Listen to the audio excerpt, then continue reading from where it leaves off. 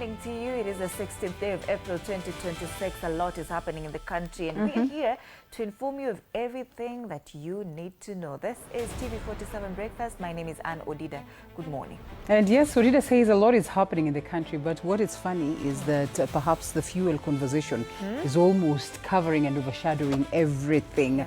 But all these things that are happening, we are here to keep you up to speed on. My name is Linda Alela. Welcome aboard. This is TV47 Breakfast. Absolutely, and we start off with that fuel update. Of course, there's an update to that.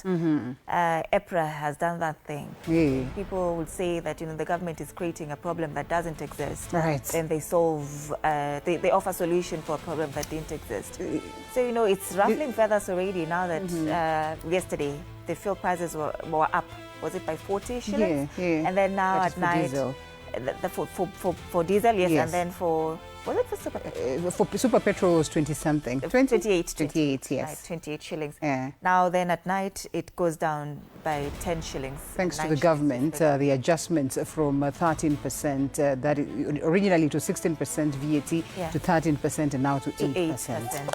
Really now. Miscalculated or what? You could have done that from the word go. Absolutely. And I think I had guests in the morning, Odida, and they kept on saying, adjust the VAT, adjust the VAT. This is how it's going to caution Kenyans. Perhaps they're going to adjust it some more. But it's only for 3 months, I think, the adjustment. For 3 months up until maybe August. Yeah. August thereabout. But yesterday we were reporting that petrol was at 206, a record high. Yeah. This morning it's at 197 shillings and 60 cents.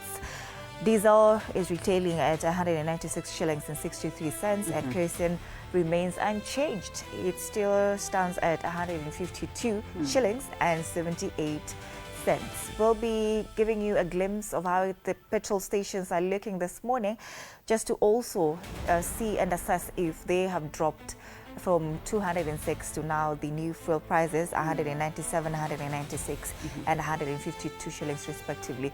We saw that yesterday, the moment EPRA released the new fuel prices, the 206 shillings, automatically they went up. They did. They did. And Others were accused of hoarding, Yes. to say that their stations do not have fuel as they await for that price adjustment upwards. Yeah. And then boom. fuel ikakuwa. Ikapatikana. Ikapatikana. Because I will go to, like in Jana, they made a kill They until that level where there was that adjustment. But anyway, still, I think I visited a petrol station and I got this, ladies and gentlemen, just standing there. And I asked, why do you all look so sad? I said, there's no business. Because people are not coming to buy fuel. I think for a moment, Kenyans decided to either Use take matatus. matatus, or I don't know. But at some point, I think it wasn't so booming in the petrol station. So, of course, we cannot pretend that it's all good when the prices shoot up. Absolutely, because also fare prices have already gone up. Yesterday we were saying that somewhere from town to here usually it's 30 shillings, but yesterday it was 80 shillings. And we're just looking to see also if at all fuel prices or fare prices are still going to be high as of today, being that, well, government in Asema it has reduced, but it's still above 30 Kenyan shillings. So this is also quite high for Kenyans. It will definitely be felt. Right. It will definitely be felt. So we'll be taking a look at this and just updating you as they come to bring you up to speed as far as the fuel prices are concerned. People are also threatening to go on, go slow, maandamano and all, just to protest the hiked fuel prices and to see if the government will really act on it and to bring this down. It's quite a delicate balance, I can imagine, is. for the government, because especially when they're talking about it being a concern that is across the globe, you really have got to have local calculated moves to make sure that you caution your citizens. And G2G deal. G2G, What the is it president happening speaks to highly Kenyans? of it, Yeah. and we'll be getting into details of it just to get to understand. Because, even the Mwananchi is just talking about or hearing G2G, but they're not very clear as to what this whole deal is about and what advantages it brings on the table, so that the president can confidently say that, this is a deal that has helped us, that has cushioned the Kenyans, that has made us stay afloat, to be an envy of other countries that have literally not even had fuel. Yeah. So, the questions are also arising from that as well. Yeah. That, G2G deal was something that came up around 2023, thereabout. It was meant to caution us against such crises once maybe they unforeseen circumstances like this.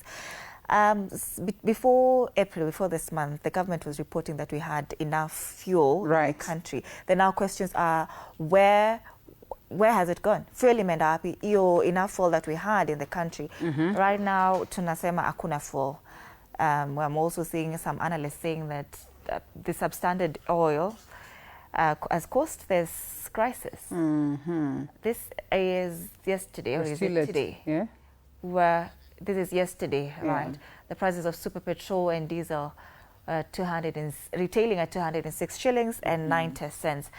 And the adjustments were made, yeah? Right. So we're waiting to see whether the adjustments are going to be reflecting any moment from now. Because, of course, remember, when this hike of price was declared by EPRA, it was almost immediately that the petrol stations did their adjustments, especially those ones that had fuel. So we seek to see them do the same adjustments almost instant, so that, again, they also get to cushion Kenyans. But, of course, it is quite a tight moment, we must admit. It is. And we have the highest oil prices, fuel prices in the region and across Africa. Yes. In the region, it is true. Let's just even talk about East Africa, which we'll be looking at. East Africa, which we'll be looking at. Definitely, we still are at the top. But of course, we're also mostly looking at the 206 prices upon this adjustment to 8% VAT. Perhaps we're also going to get to those levels, almost to what it is that our regional, the other regional countries are at. And another question is the question of Uganda. Uganda being a landlocked country, and they're very dependent on Kenya, on matters fuel. And they're not reporting fuel crisis. I know they have stocks here in the country, in Kenya. But if at all Uganda is dependent in Kenya and they don't have a crisis, then what is happening? What are we not doing right? What's not going on? What's not going on? We probably run a lot of activities more than them. I don't know. That's why I said we have an extensive conversation, and we also have a representative, who really understands this world of fuel in the country. And I think we probably just get a professional view to it, which will be very important, because all these other things, unaweza kusema ni kama ambavyo kelele, labda sio kelele, lakini kila mtu anazungumza pasipo kujua ni nini exactly anazungumzia, ama what exactly they're talking about. The only thing that we all can associate and know is that the prices are high, and therefore high cost of living, cost of commodities across will definitely shoot that. So kila mtu akotuna opinions tofauti. Opinion lazima mtu, sasa wewe kama una opinion na wewe ni Being the 16th day of April, it's also World Voice Day. It serves as an education campaign to inform the public of the importance of the human voice and the need for preventative care. The 16th day of April 2026. But as of now, let's take a look at the state of the weather.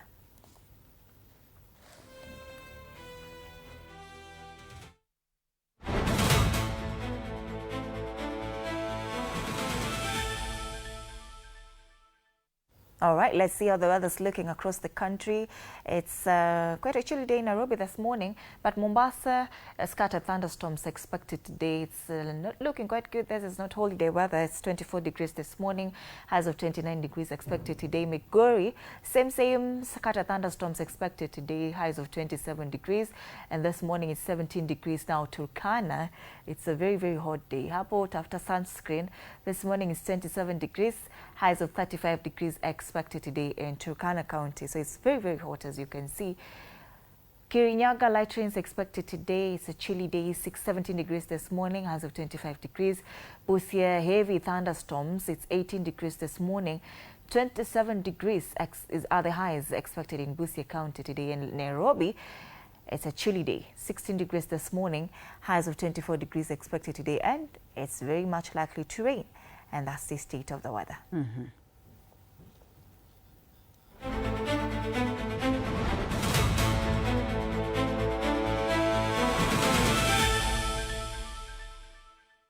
And quotes remind you of just how special life is, and the other side of the coin, looking at how other people think of life. And therefore, this is the quote of the day.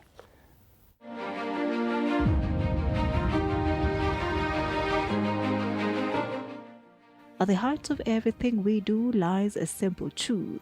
Our greatest goal is the pursuit of genuine happiness, peace, and inner contentment each day.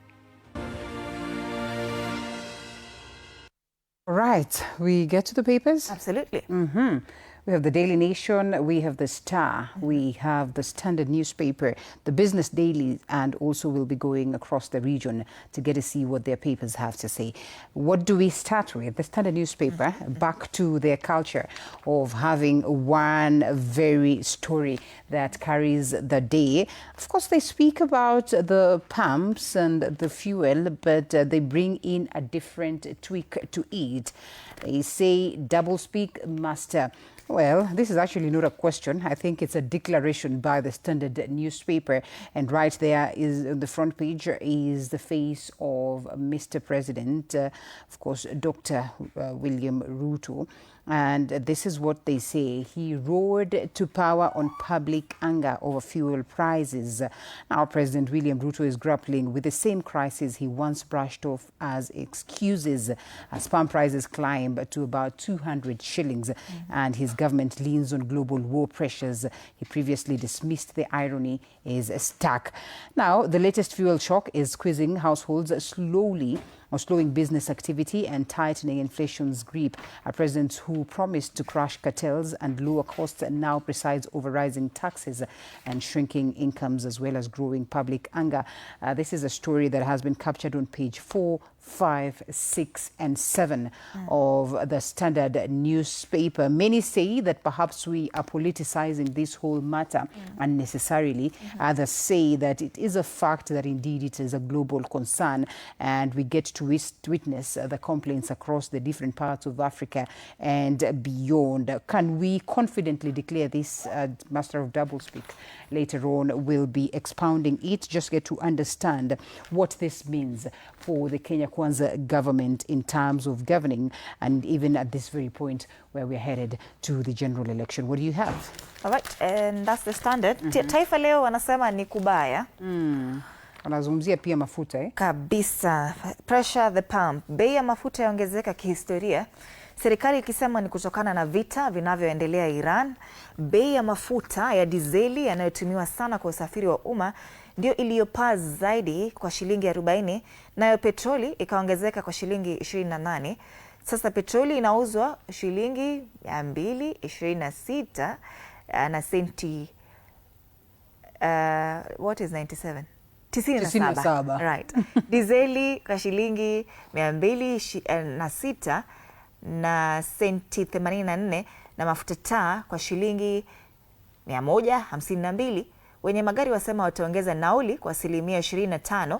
Viongozi wa upinzani wakimshinikiza Ruto arejeshe bei chini mara moja, vinginevyo waitishe maandamano. Hii habari imezungumziwa katika ukurasa wa pili. I think they did this report before, of course, the revision of the current fuel prices. This were yesterday's fuel prices. Anasema petroli as of April was 206, yesterday that is, 206 shillings and 97 cents, nyongeza ya shilingi 28. March it was at 178 shillings. Diesel yesterday was at 206 shillings and 84 cents, nyongeza ya shilingi 40.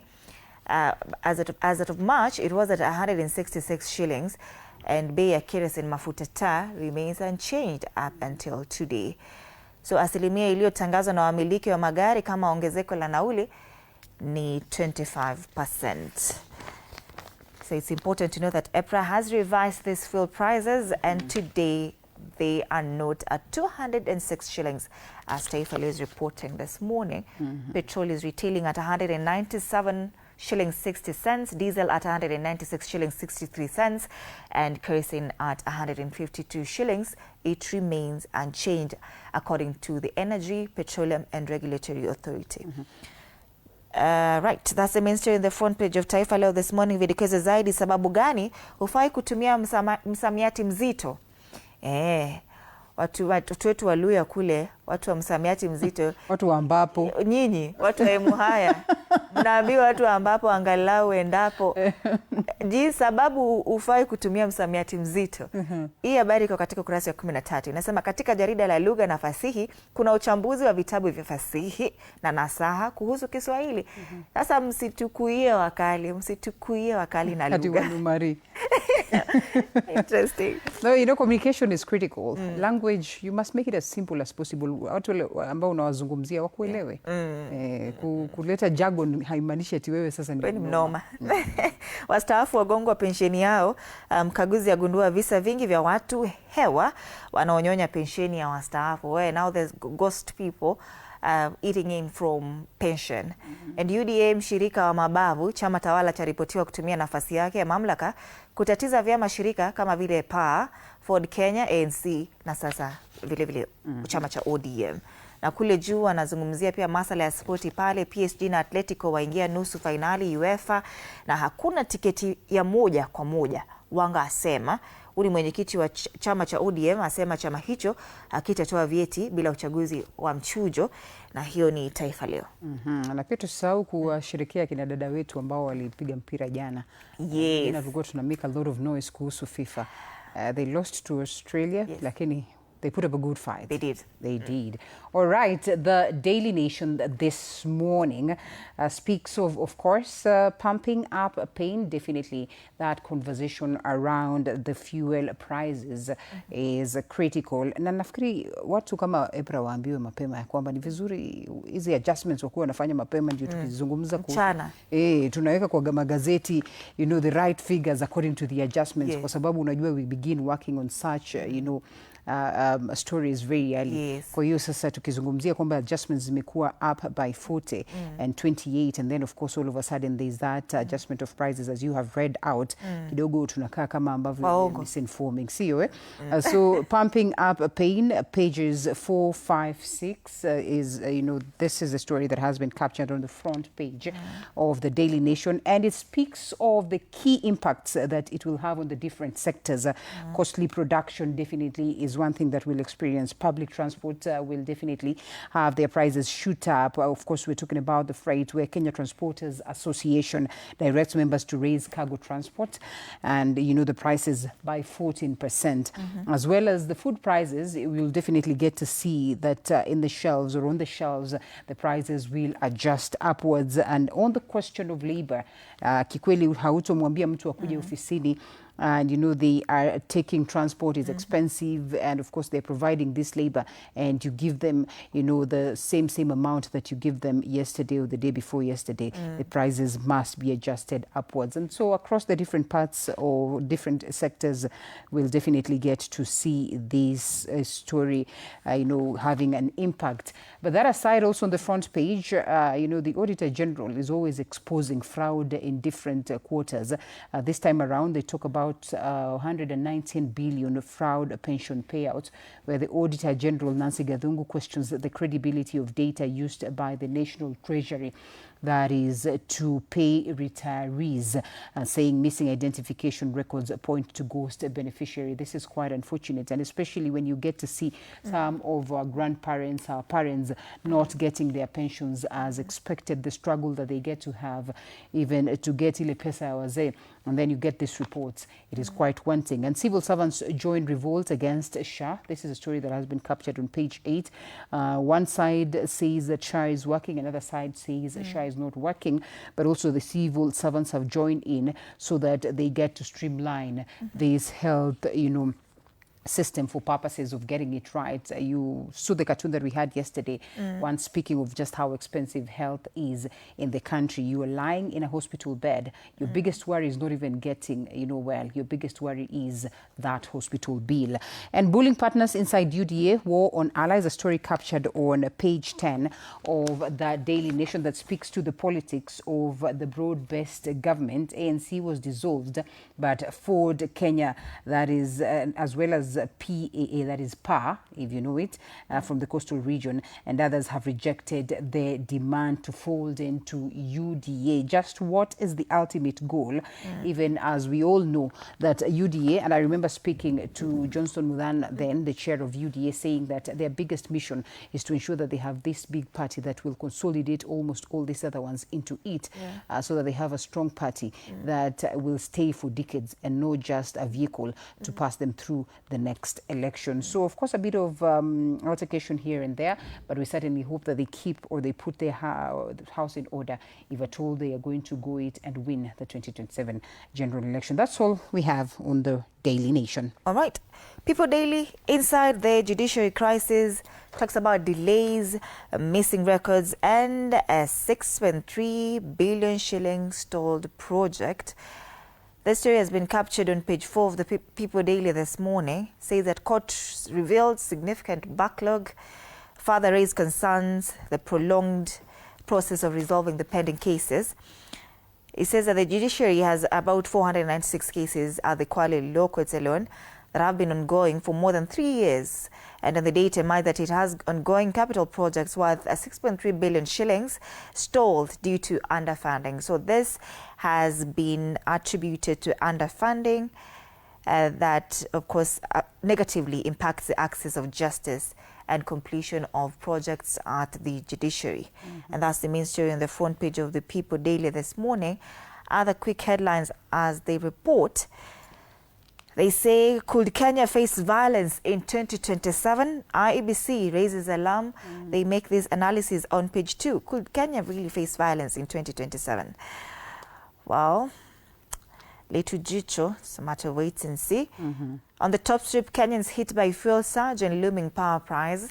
So that's another story captured on page 6 and 7 of this newspaper. As you've seen so far, all the newspapers that we've talked about are talking about the fuel prices, pressure at the pump, pumping up pain, as they talk about it. And that's the People Daily. And the Star, quickly still on that, fuel prices hike drives up family budgets across, the economy or the Kenyan economy. Story captured on page 4 and 5.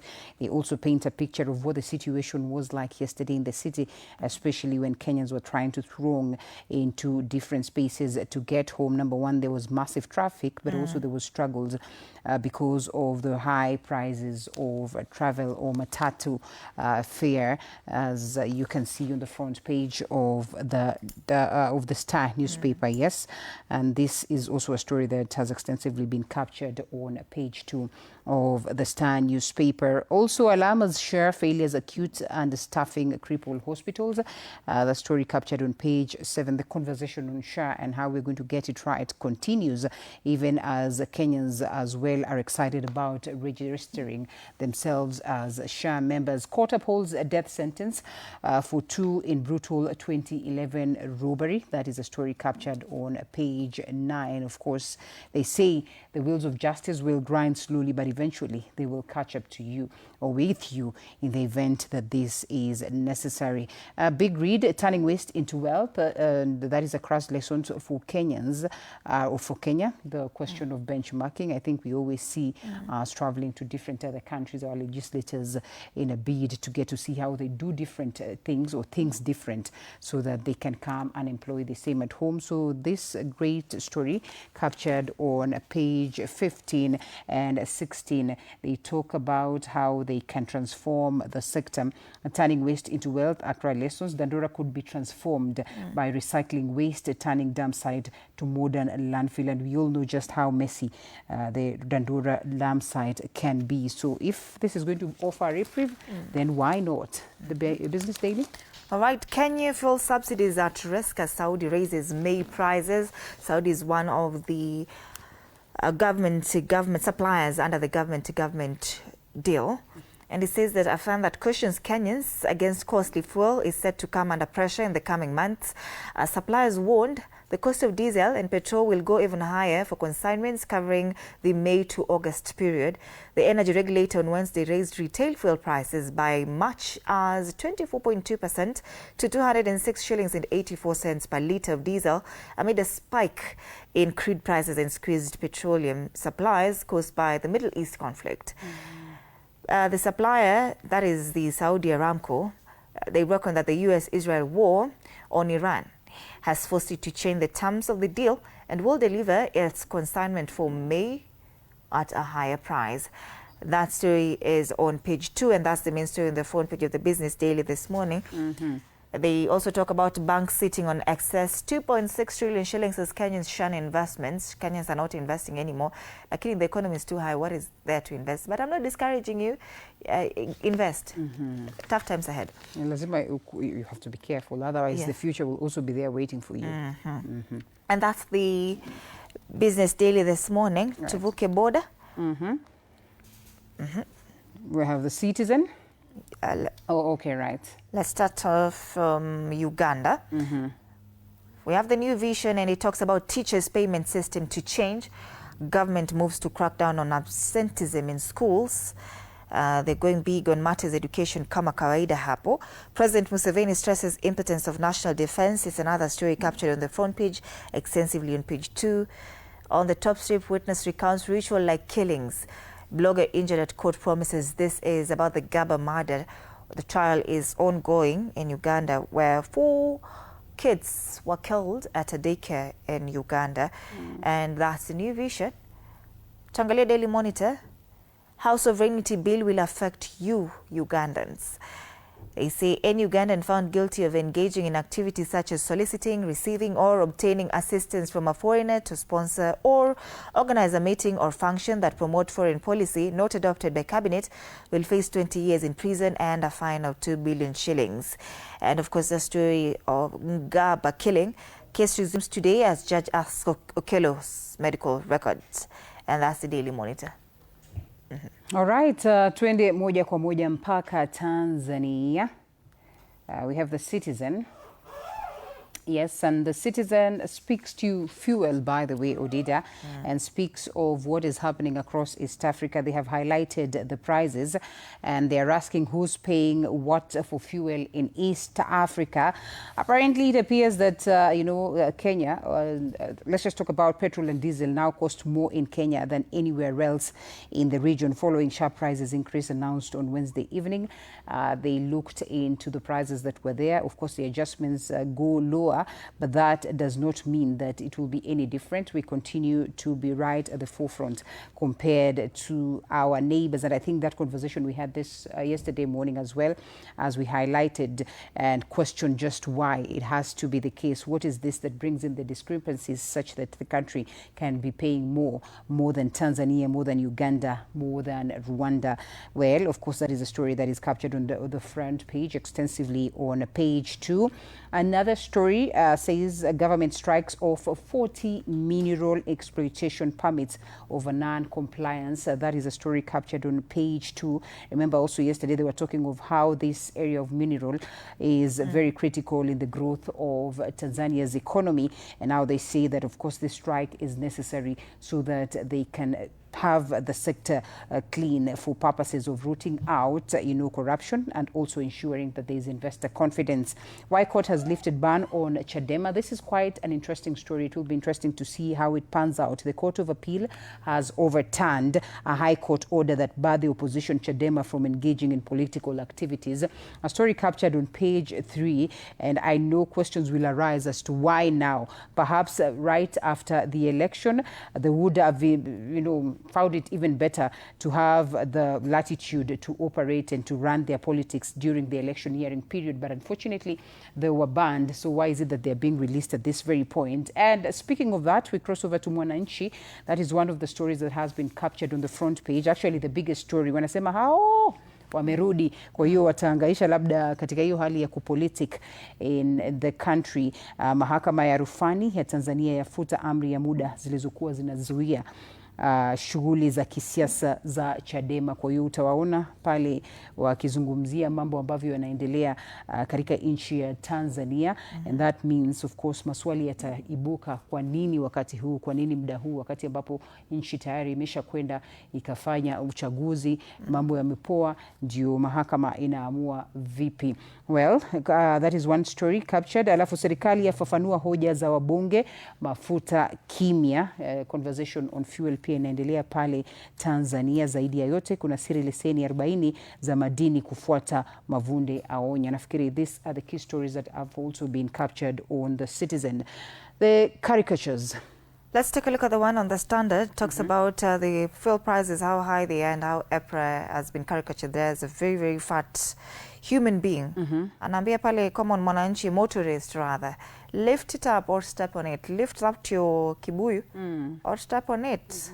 Hauna choice. And that's the caricature on the Standard. All right. And the Star.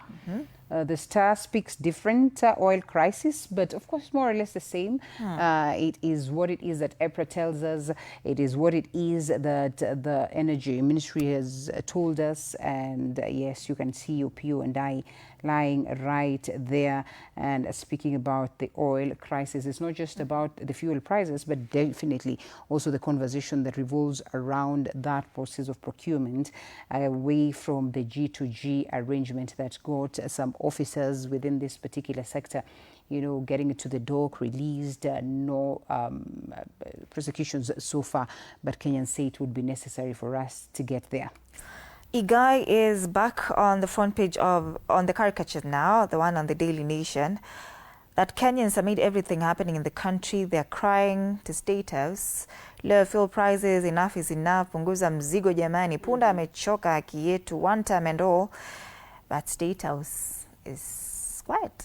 Wazungumzi. That's Igai, Daily Nation, finally. I think tumeangalia yote, the Standard, the Star tayari. People Daily Stano Stake is there. Okay. Yuko hapo. President William Ruto has been in the Gusii region, Abagisi land. Ako hapo na goodies na trap hapo. Kuchota hata Matiang'i. I may be lucky to catch Matiang'i too.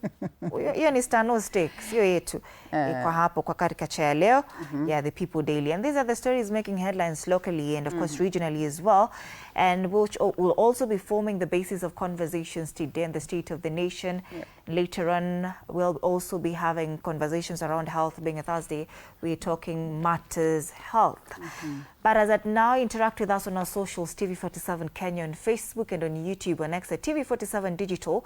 You can tag us. My handle is at Ann_Dida. At Linda_Lela. Use the hashtag TV47 Breakfast, hashtag Story Near 2. We'll see you after the break.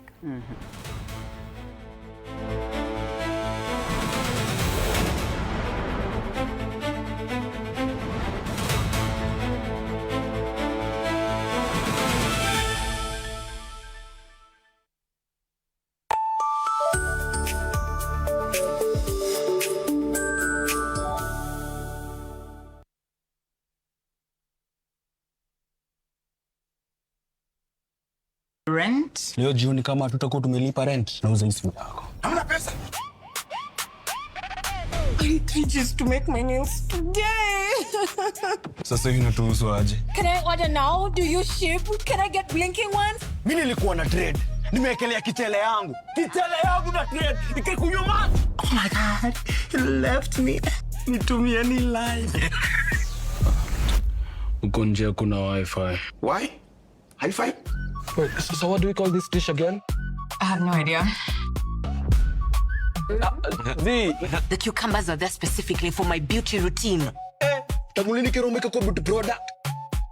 Na ameenda.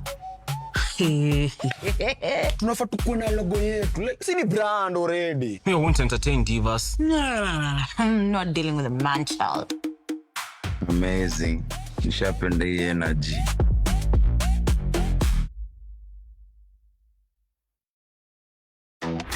My father used to tell me that our hotel is the home for travelers. I guess I forgot that. Recently, it's been more of a mirror of my own ambition. We might fail.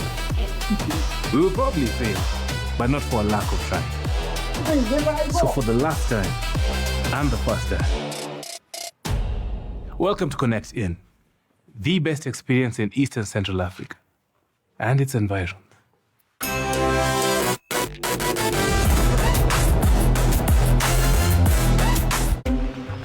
This is a very serious place. I see that.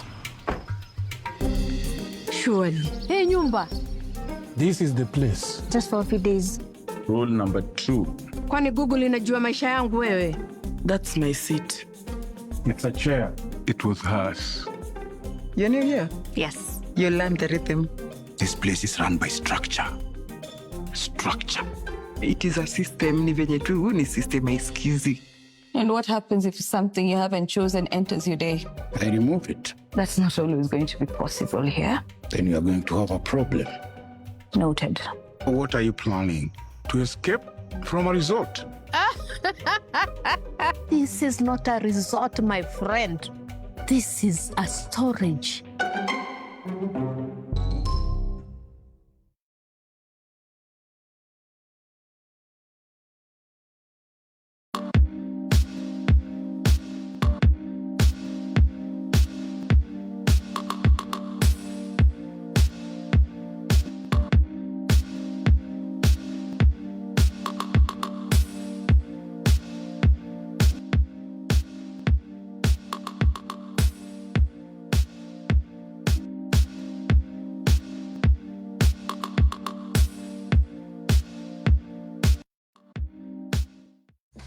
Careful.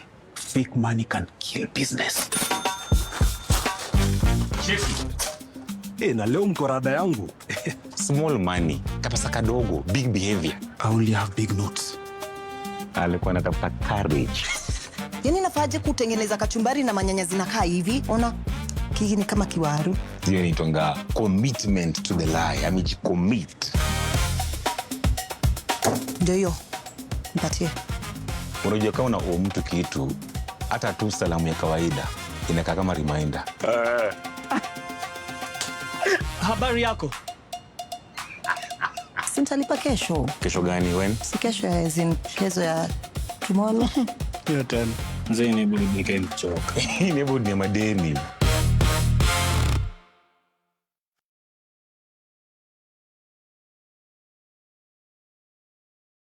Good morning. You have my rent? Leo jioni kama tutakuwa tumelipa rent, nauza hii simu yako. Hamna pesa.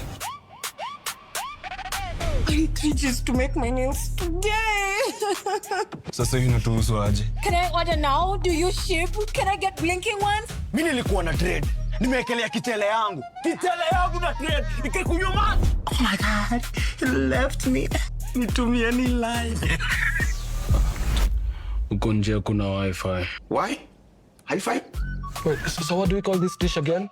I have no idea. The cucumbers are there specifically for my beauty routine. Tangu lini kero umeka kwa beauty product? Na ameenda. Tunafaa tukuwe na logo yetu. Like, si ni brand already. We won't entertain divas. I'm not dealing with a man-child. Amazing.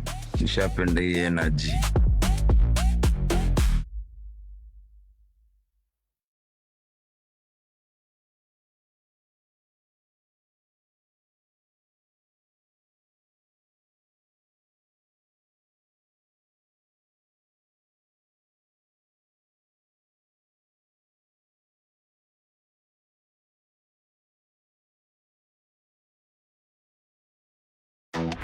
My father used to tell me that our hotel is the home for travelers. I guess I forgot that. Recently, it's been more of a mirror of my own ambition. We might fail. We will probably fail, but not for a lack of trying. So for the last time, and the first time, welcome to Connect In, the best experience in Eastern Central Africa and its environs.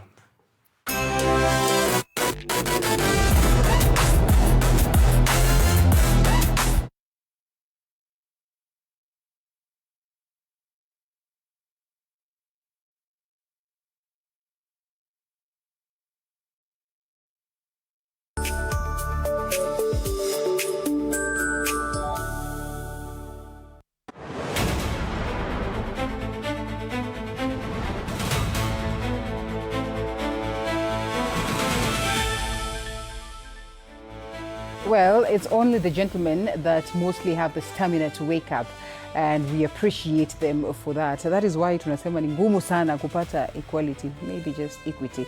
Please do not hit me with stones, ladies.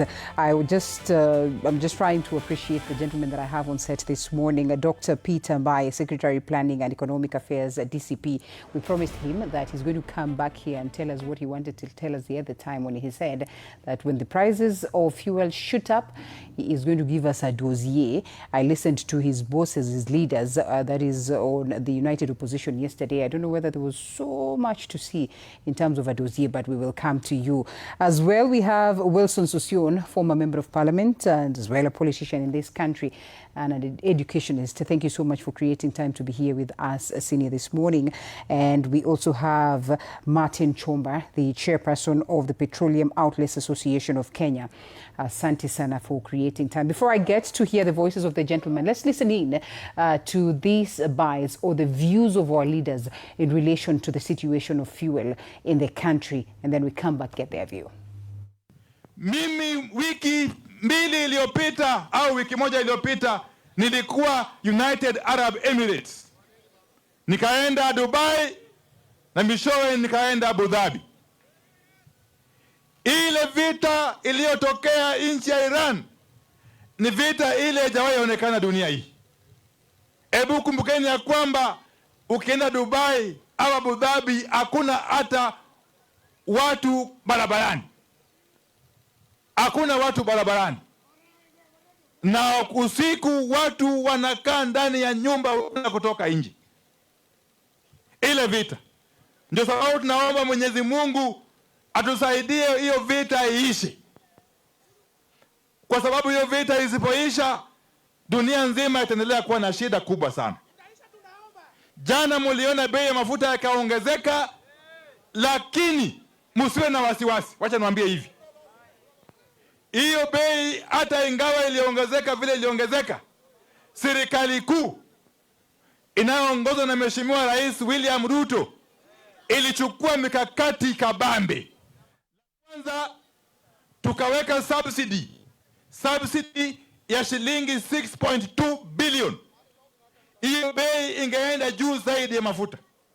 Lakini kwa sababu Mheshimiwa Rais akatuarifu ya kwamba tuweke subsidy kutokana na Petroleum Development Levy 6.2 billion, ikapunguza hiyo gharama. La pili, serikali kuu ikapunguza ushuru ya VAT kwa mafuta ya petroli. We are going to deal with it conclusively. We have got very powerful and very dangerous and entrenched cartels in the oil industry. And President William Ruto has given me instructions to deal with those cartels decisively. We unequivocally demand for the immediate resignation and prosecution of the CS for Energy and Petroleum, Mr. Opiyo Wandayi, for the fuel scandal and lying under the oath to the National Assembly Committee. We also demand the resignation of Lee Kinyanjui for being complicit and being part of this scandal. We want to ask to suspend the implementation of the National Infrastructure Fund and use the proceeds collected from the sale of equity in Safaricom PLC and Kenya Pipeline Corporation to cushion wananchi from the adverse socio-economic effects of the April 2026 historic fuel price adjustment. On taxation relief to Kenyans, we demand the suspension of the road maintenance levy that was increased from 18 shillings to 25 shillings per every litre of fuel. We also demand the suspension of the affordable housing levy. We also demand the suspension of unwarranted NSSF deductions that are punitive and are used to finance President William Ruto's single-sourced infrastructure projects. We also demand that Parliament remove VAT on fuel products. We are saying on behalf of the people of Kenya that that is a reducible minimum.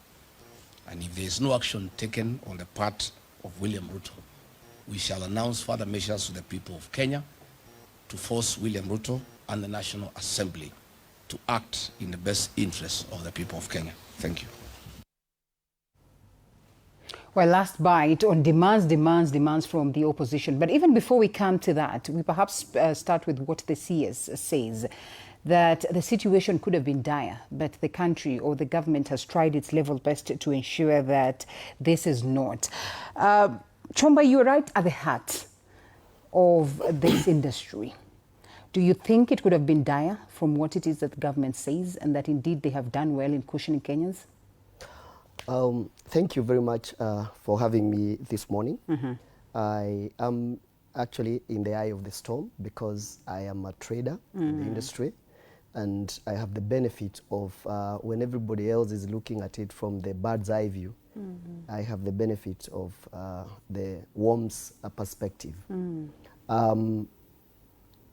In the trade, the way it is structured, in Kenya, I have said time and again, we don't have a petroleum industry. What we have is a petroleum logistics industry. Okay. And so there's nothing that we do to petroleum. The way we get it from Abu Dhabi and Saudi Arabia is exactly the way the Mwananchi gets it at the last mile. Okay. And so for us, it's just managing logistics. It's also very important to appreciate the fact that the government of Kenya does not own even 1 liter of oil. Okay. The petroleum is in the hands of the private sector, 100%. Private sector are answerable to their shareholders. We can have a lot of discussions, but at the end of the day, the CEO of the oil marketers are answerable to their shareholders. The role of the government is just to manage the way it is done. They just know that you bought it at this price, and these are your inputs, costs, and this is the way you should sell it. Okay. And so what we are having is a direct hit from what is happening outside the country. There could be other issues that we could talk about, the creation of efficiency in between the trade, but the costs were supposed to go up. They were meant to go up because as we speak today, US is the #1 producer of petroleum in the world, and their costs have gone up 25%. Europe produces petroleum. China and Far and East Asia, everybody have gone, their prices have gotten adjustments. So what we could be talking about is the level of adjustment, the percentages of adjustment. Right. But from where we sit as traders, we expected, this is not new. But what could be an indictment to us as a people and even as a society is that we have no what we call strategic oil reserves, which would otherwise cushion us from direct hit. Because today, if there is no ship docking at Mombasa tomorrow or today, we will not have more than a month, will not last more than a month. And so our logistic issues would be greatly affected. And so one of the biggest issues that I would wish to probably from where we sit as traders see happen in the near future is to have the creation of strategic oil reserves that would cushion us probably for 90 days or thereabout as envisaged by Petroleum Act of 2019. And if that would happen, then we would have the leverage to organize ourselves from not just reacting to the direct hit as it comes from the geopolitical tensions wherever they would be in the world. And like you say, we envision this. Do you think the government has done well? What I would say is what the government did yesterday, what the president announced yesterday was a step in the right direction. I have been of the opinion that everybody must be seen to be shouldering this burden. Whenever this burden comes, the government plus the people, because we will be telling the common person, us, to take that burden, it would not be right for us to shoulder the burden alone. The government must be seen also to be taking a serious haircut. And because going forward, this problem is not ending tomorrow because of the supply gap that has been created. I would wish that the government would still come up with other innovative ways of taking more haircuts so that they would also continue to increase the level of responsibility they are taking together. I appreciate from where I sit that the government does not get money from any other place, but it behoves the government today to get to a place where they suspend some programs and make sure. The reason I'm saying this is this. I would rather suspend a collection of VAT today than cause a systemic issue in the trade, because it will be very hard when people close their businesses or things like that to come back to business. But it would be easier for the government to reorganize their programs according to their priority. So that, if you look at it from that angle, I would say what the president did yesterday was a step toward the right direction, but more can still be done. Delicate balance, Honorable Sosion, for the government, you must admit. Conversations that have been ongoing for quite some time right now, from the time we got to witness the crisis, with the big brothers, that you one day decide to say that these are the prices and then the next day you make the adjustments. What does this speak? And do you suppose the government has done well? And moving forward, what are some of the things that they've done? I think a responsible government must continue responding to the challenge and respond in a manner that cushions Kenyans, cushions the economy, cushions the consumers at the last mile of the fuel. And listening to the experts here and practitioners, I think the country is so reassured. We don't need to pick up this challenge as a political ball to play ping pong with it. This challenge is dire. The conflict in the Middle East and the blockage of the Hormuz in the Middle East has really affected the supply of fuel across the world. And when you look at very many economies, the adjustment is, even in the US, is not 25. I'm seeing it's at 55%. The percentage fuel rises is so huge in those economies. So it's affecting the global community. This is not a domestic commodity. It's a commodity that we import from the Middle East to different destinations in the world. So there has been a very serious spike in prices. And the other questions that we should be able to check what is happening, other than the price hike, then there is what you call the availability of the commodity itself, which I think Kenya has done very well. We don't have scarcity of the community. It is available.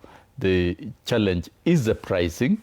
And I think what the president did, the logistics of G2G, despite the funny politics that people are talking about here, and we've seen government has no business being the commodity owner of fuel. It's only assisting in logistics, in ensuring that it's available within the country. And the G2G was the best strategy, and it still remains the best strategy to ensure that fuel is available throughout and prices can be controlled. And you can see the president has stepped in more firmly to ensure that, one, there is reasonable management and corrupt individuals don't take advantage of these issues and begin doing shoddy business.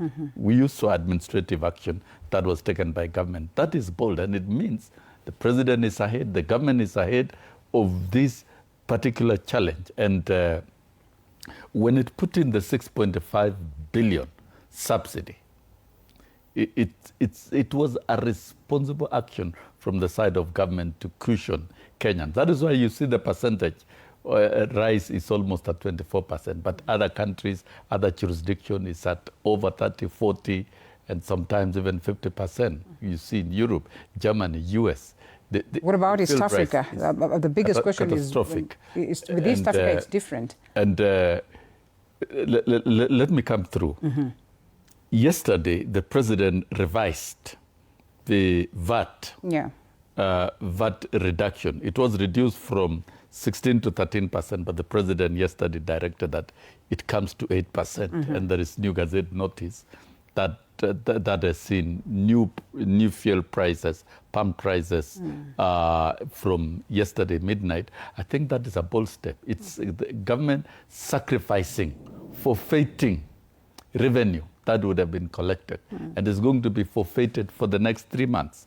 And as has been explained very clearly, it would not be right to see businesses collapsing. Yeah. And very many critical investments in the economy by the citizens collapsing simply because we want to stick to 16% VAT. And I think government sacrificing is a great bold step by the president. And I believe the manner in which the president has managed the economy and the ways managing the fuel crisis, then I am sure in 3 months, because we are not going to have this conflict forever. There was the Russian conflict, which caused a lot of economic devastation across the world. And this one of Iran again. Okay. And we hope within 3 months, this matter would have been de-escalated and Strait of Hormuz will have been opened and there will be movement, smooth movement of fuel. And therefore the G2G within the Kenyan arrangement will ensure that we have enough oil reserves. Right. And probably the prices will be de-escalated down and we might get back to a normal staple fuel operation equilibrium within the country. And that is then when the VATs can resume and other aspects of taxation. But for now, I think what the president has done and what the government has done is excellent. And in its excellency, if at all that is a word, one would want to ask, is it well calculated? Because, Senior, you have been here long enough to have seen that this is not the first time we are experiencing a fuel crisis. They have come in different forms. I remember there's a time not so long ago within the Jubilee or during the Jubilee government that literally 2022. Yes, we did not have oil. Was it 2022? Yes. Just coming to this election. And because of the Russian conflict. Yes, yes. The Russian conflict. Literally did not have fuel. The pumps and the prices as well shot up and all that. We saw the government then taking, ways of, different ways of cautioning Mwananchi, subsidy and all that, that had other ramifications into the economic flow. And therefore we need to understand, as the president takes this direction, as the country takes this direction, at the expense of what? Is it well calculated so that in 3 months, then we also do not get to see another crisis arise? And I'll be coming back to you then, Shumen, for that, on, just to get your response on that. But Dr. Peter Mbai leaves this place and tells us that, well, if the prices shoot up, we'll be coming with the dossier to tell you what really is happening, such that we are getting at this point. And I mean, that begs the question, how did we get ourselves here? Do you believe that it is largely because of the crisis in the Middle East, or perhaps the crisis at the global stage, that we are here? Could we have done things different to cushion Kenyans? Thanks so much, Linda. I'm here with a very heavy heart because we were here the other day and we were hoping because we told government, your secrets are out in the open. I mean, we have been in government. We know people. We have information. And we said, don't try to go there. Okay. Don't increase this fuel. Because we knew. There's a team that had been sent to Dubai to go do shopping and make deals. Make deals, add with 40 so that people can get their cuts. We knew. People left, and I said here, people left on Sunday 5th to go to Dubai. He has admitted. One day he has admitted. Yes, one day he has agreed. Yeah. That is a deal they had gone to cut. And we knew that they want to do all these cuts. I hope you're hearing. I mean, then they come and tell about Strait of Hormuz and all that, this kind of things and all that. The fuel that came here the other day never passed through the Strait of Hormuz. The ships that we are talking about here. And before we know, that ship is already in the containers of KPC. And it's already, we are consuming that fuel, full of sulfur. What am I saying here? Why I find it unfortunate, Linda, seated here, is a government that was voted in, and was sworn in, can literally wait and watch, take advantage of the war of Iran, which has nothing to do with this crisis we have. I can tell you today, we study economics across the whole world. It has nothing. But a government that was elected takes advantage of that to make money for their own people. Not for the community, no. A few people who are up there in the government. That is the most unfortunate thing seated here this morning. Other things aside, forget about politics. The fact that a government can be elected, then take advantage. Instead of cautioning, then let me ask you, Linda, assuming there were issues, what you do as a government, you come and say, look here, guys, even the president will address the nation and say, if it is true, it's the issue to do with that. But because it has nothing to do with the land, that's why they send price increases at 10 when people are sleeping and they have gone to bed, so that you are shocked. In the morning, when you wake up, you discover news was sent at night. Who does that? The adjustments. Who does that at night? And let me tell you, Lisa. Who does that at 10? Because we were watching. It was about 10. You know, many guys, of course, have slept at 9 because they wake up at 5. Then you want to shock Kenyans and surprise them stirringly. You want to sneak in the price hikes. Come on. Are you not surprisingly happy that again yesterday night the adjustments were made lower? I'm coming. Let me tell you, Linda. You asked a very good question. In a nutshell, first of all, I want to reiterate here that in May 2022, the price per barrel internationally was $115. 1 barrel. May 2022, when there was a crisis, yet the prices were at 160. Okay? Today, the price per barrel internationally is less than $100 per barrel. Okay. So let me tell you, it has nothing to do with the international prices or oil prices internationally.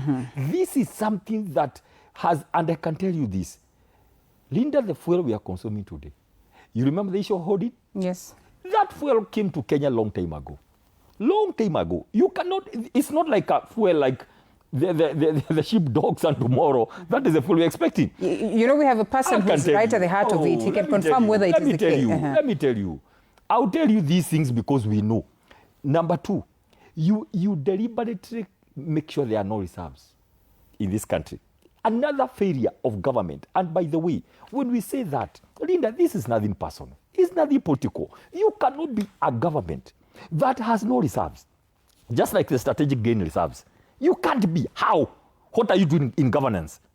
You make sure there's no 90 days to cushion what it's supposed to do in case there is any natural, not artificial, any natural shock internationally. You use this fuel to manage so that the people don't get the heat.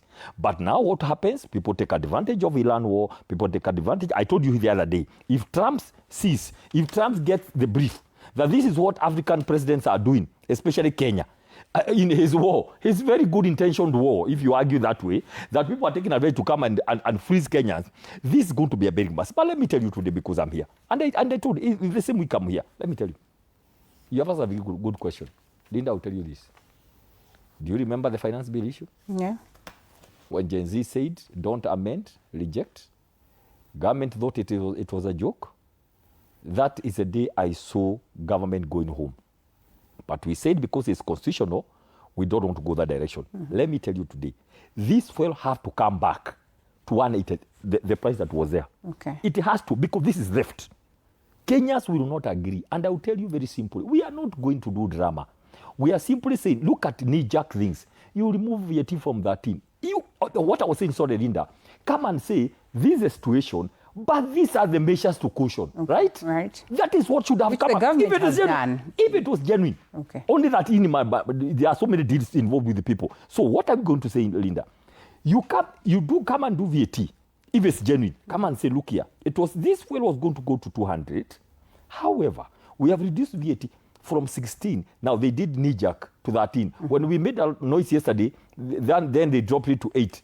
That is only 1. We expect within the following hours, fuel levy that was increased in, again, no public participation. It was sneaked through some miscellaneous acts in Parliament, the fuel levy, from 18 to 25. Can it come back? Can it come back? That will save another 7 shillings. Let's go through it here. Okay. Let me give a formula. Now, this reduction was 10 shillings finally. After they have reduced VAT from 16 to 8. That we saved about 10 shillings. Then let's reduce the fuel levy from the 25 to 17. That's another 8 shillings. Right? That's another 7 shillings from 18 to 25. Then there's what we call stabilization fund. For every 1 liter of fuel, 5 shillings goes to that fund, and some cents from diesel. It's about 20 billion now. So what we are asking, they took to 6.2 from that fund. We want them to take another 5 billion. After all, it's our money. Okay. If you are serious, there was a shock there, and you want to do something about the shock. So what we are saying, if you add the 7 shillings from fuel levy, the 8 shillings from VAT reduction, They are the one that's already done. And from the stabilization fund, another 5 billion. That's another 12 shillings. We are going to save 27 shillings from the amount of money that was increased. That is what we are saying. And we are practical people. This is what government should do. If they have to call parliament, parliament was called at night during the impeachment of the Honorable Rigathi Gachagua. Let them call parliament at night. And they want to amend. We don't, as we speak today, let me tell you, Linda, if this government doesn't listen to some of us who are very, very composed and very calm, and we are telling them what to do, on Tuesday, I can tell you, on Tuesday coming week, government will be forced to do it by force. They have a chance. Fair enough. We cannot continue like this. And Chomba, I don't know whether you agree to what it is that Dr. here says and the proposals that he places on the table. I know you started by saying that, yes, it is incumbent upon the government to figure out how they are going to manage the situation. When you look at some of the proposals, do you think they're realistic? If not these ones, are there other windows that, in your opinion, as industry players, you think government would explore so that, they cushion Kenyans even more? But even before you get to respond, we have our camera people, we have my team on ground just traversing the different parts of the city. That is Nairobi, to see whether the prices have already been adjusted, like we witnessed yesterday upon that declaration by EPRA. Ultimately we got to see that the prices were adjusted almost immediately. I don't know whether Chalo is ready to paint a picture for us as to what is happening. And even as we continue with the conversation, I know those pictures will be running down on your screen. You'll get to see whether the prices have been adjusted lower as expected from that declaration of adjusting the VAT, that is from 13% to 8%. But yes, back to you, Chomba. The realistic aspect to this and, the implications ultimately, like you rightfully say, perhaps they would be on the positive because businesses will not have to close down and all that. So, first of all, I would wish also to appreciate something that needs to be done within the petroleum industry. Petroleum industry has been seen as an elitist industry, such that there are very few people get to understand what happens within the movement of petroleum.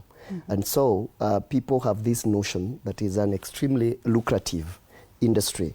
And that's why you find the mushrooming of petrol stations across the country, such that when my seniors here, once they decide to probably retire, the first thing they go to is petroleum. But there's also mass exodus from that business by people who try to get to it, because very few of them understand, and capitalization sometimes is confused for profits. So today, one of the biggest problems we are facing in the country is, yes, there's petroleum within the country, but there's a critical number of traders who are not accessing that product. And the reason why they are not accessing that product is that the so-called non-franchised, the people like calling them independent, but I feel like it's very subjective to call them independent. The non-franchised petroleum dealers, everyone, Dr. Bai, where he comes from, Mr. Sosioni, where you come from, in your village, there's a guy with a pump. That person is the one who fuels the bodas, the motorbikes, and the Sientas in the village. They are the blood that supports the rural economy. So what happens with these people is that they don't have the capacity and the leverage to participate in the importation of this product. And so they scavenge from the oil marketers who have the leverage and the wherewithal to participate in the importation. And so when we have such a crisis, and there is something called subsidy, because I wanted to weigh in on now the demerits of subsidy, is that because they are not willing, the multinationals are not willing to wait to be paid later, so they don't release that product to those guys in the villages. And so what happens is you'll find that in as much as we have the product in the country, it is not reaching to that person because of the system that is there now, the trading system that is there. And so I've been saying this. I come from a village called Kangaita in Kirinyaga Central constituency. And in that village, there's a person with a pump, and all the wards around us, there are pumps. There are approximately 1,000 or so motorbikes. And so when they are not able to access fuel, they all go to Kerugoya town. And when they go to Kerugoya town, where you find the majors, then it becomes logistically impossible to fuel the motorbikes. And so when we have the molecules, in the industry we call the molecules, we call the product molecules, we have the physical molecules in the country. But in terms of reach, it's unable to reach. And this is what precipitated the crisis that we had in 2022 because of the subsidy model. And so for me, when you seated here, Linda, and you see on Twitter or TikTok or whatever, that there are people are lining up in Kerugoya town. So what happens is when you live here, it doesn't matter whether you have money or not. You'd rather fuliza, but you do full tank. Daktari does full tank. He does full tank. Everybody does full tank. Before you know it, we have created an artificial shortage. And so for me, what I'm saying is the only subsidy that is applicable, in my view, from where I sit as a trader, is one, the petroleum development levy, that is 5 shillings and 40 cents per every liter of petroleum that we consume at the pump. That money should be paid in advance to the oil marketers so that they can be allowed, because their problem is when you tell them to wait.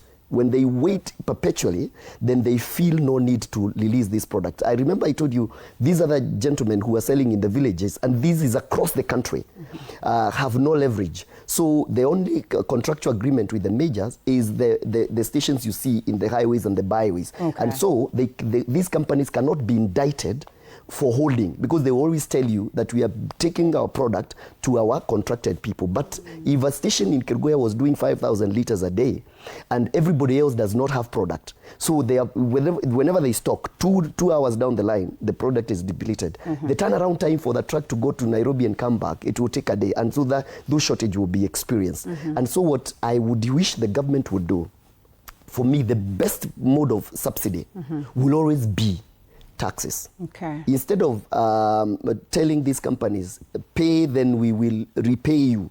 And we know since 2018 thereabout, government lost credibility in terms of paying the pending bills. And so everybody feels that if I give my money and then wait to be paid, for whatever reasons, I might wait perpetually. And so for us, it is easier when you tell these guys, instead of paying that so that we can pay you, we take a hit from taxes, and that now becomes very easy to trade, and the bottlenecks will be done with, and it will become, the product will be to everybody. Because as we sit, the problem that we are going to face next, from where I sit as a trader, is that access of this product will be a problem. So what the government is trying to do is a step towards the right direction, as I said, but further on, we may want to make sure that this product is accessible to every person in the villages.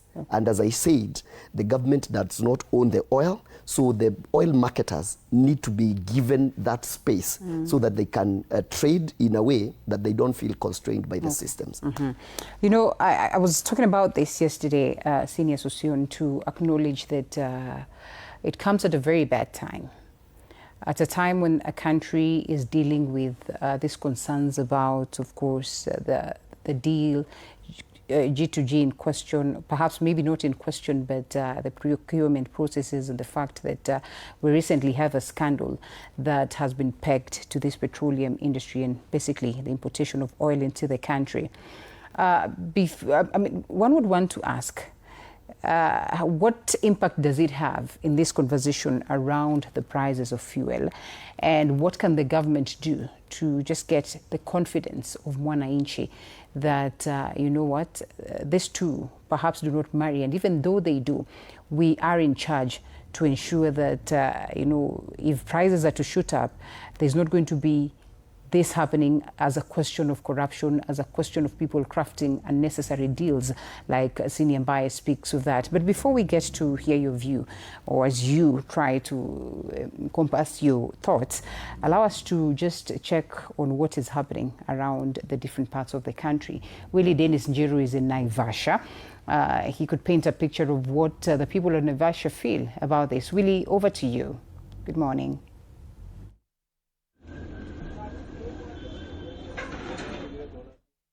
Hear me?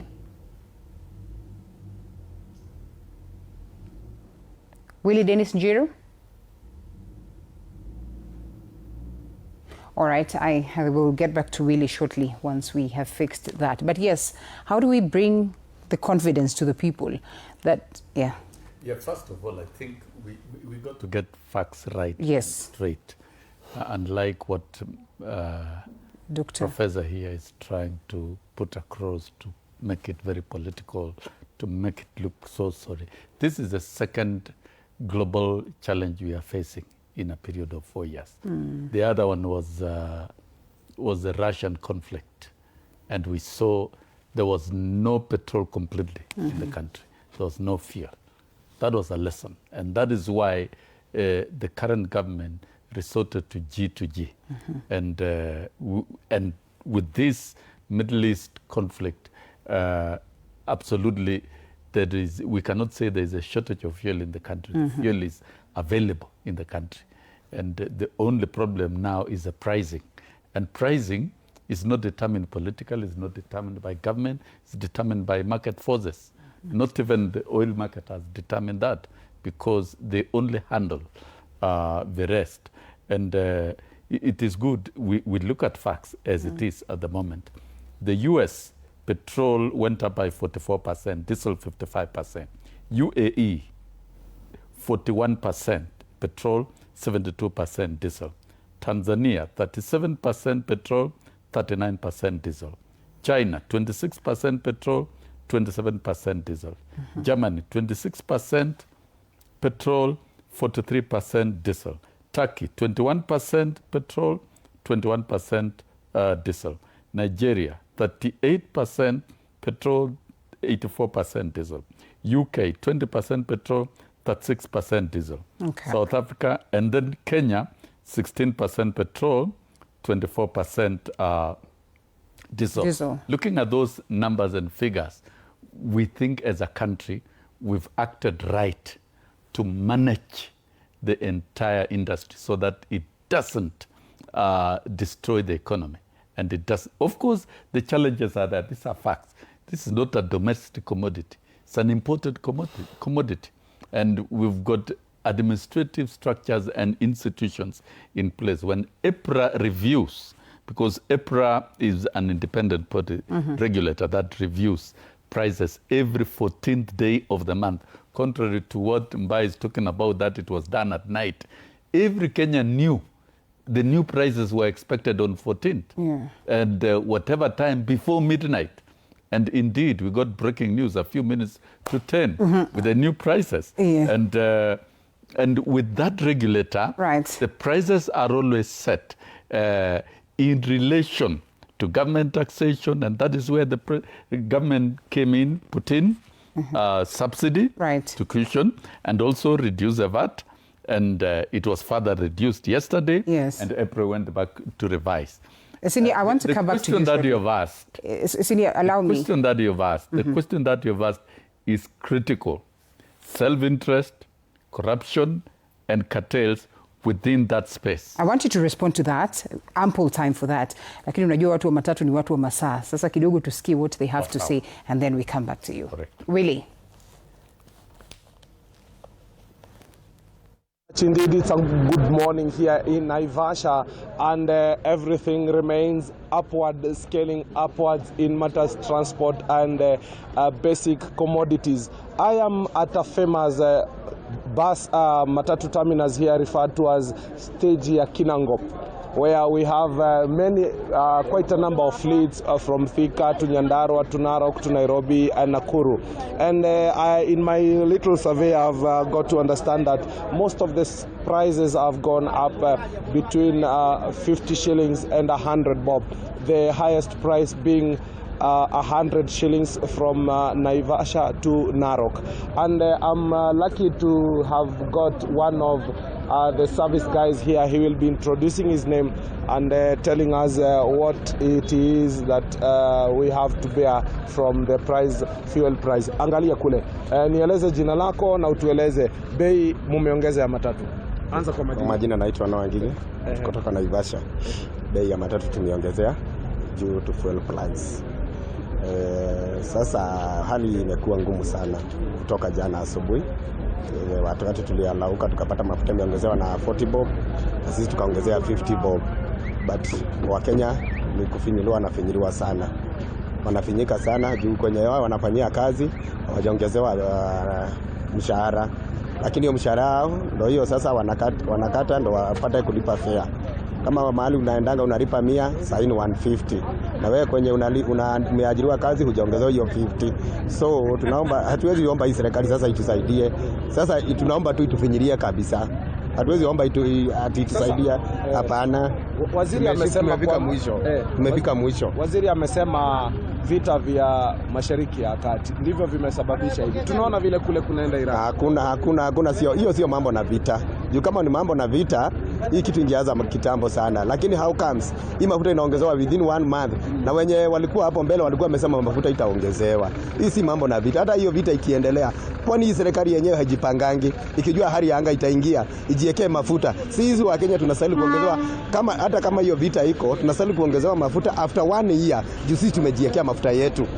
Sasa hiyo ni biashara yao. Hiyo ni kutukura, wanatukura, wanatufinya. Jana vile tena bei imerudi chini. Bei imerudi chini wakati wa Kenya walianza kupiga kelele wakisema tutafanya maandamano. Bei karudi chini. Kwa hiyo 10 bob ilikuwa inaenda wapi? Hiyo inaenda kwa mfuko wao. Asante, wacha tusikie kutoka kwa mwingine. Nieleze jina lako, nieleze unafanya kazi wapi, mambo haya tunayozungumzia ya mafuta. Kwa majina naitwa Njoroge. Story ya mafuta nakumbuka mheshimiwa wakati alikuwa deputy. Alisema Uhuru anacheza kipindi cha paka na panya. Mbona mafuta ikapanda? Sasa yeye ndiye ako kwa mamlaka. Mbona apandishe aseme 16 to 13 to 8? Na ukifanya hesabu ya 13%, 16% haingiani na 8%. Huwezi sema ati kutoka 13% mafuta iko 206, alafu kwa masaa kidogo useme unashukisha mafuta to 8%. Hata mjinga wa dunia gani akifanya hesabu 8% na 197 haiwezi ingiana tofauti ya 10 bob. So waache kutupiga kipindi, watuambie ukweli. Kama ni pesa wanasema wanataka, watuambie njia yenye wanataka tufanye. Lakini kumekuwa na vita kule ugaibuni, tumeona vile inaendelea kule Iran.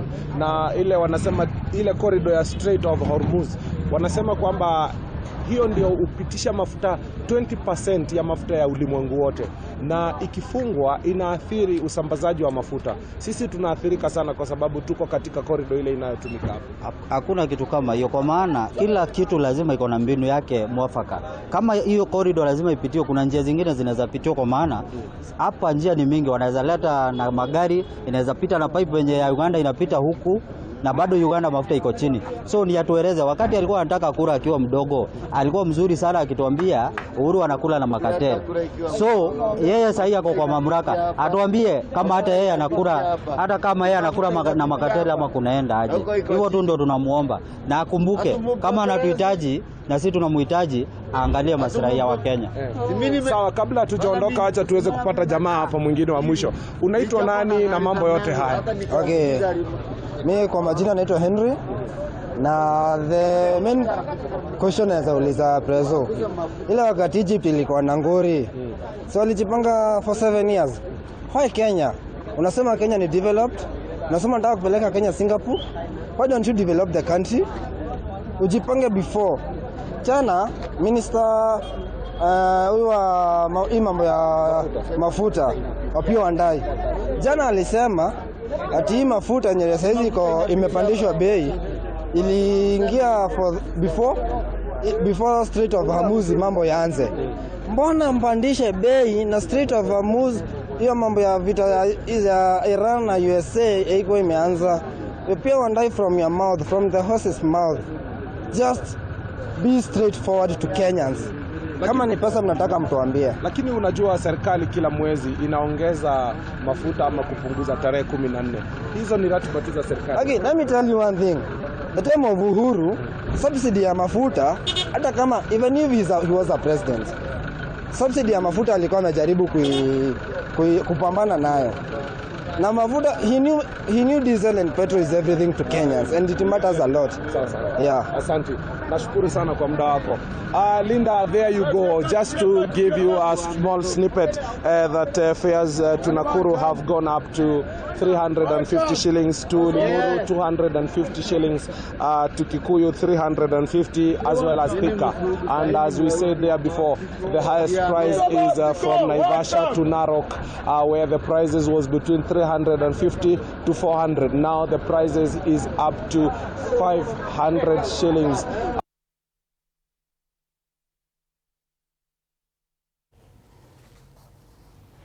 All right, Willie Dennis Njiru there from Naivasha, and you can hear what the people have to say. Just a reminder, Willie, yes? Citizens of this country. Back to you for more on the discussion, Linda.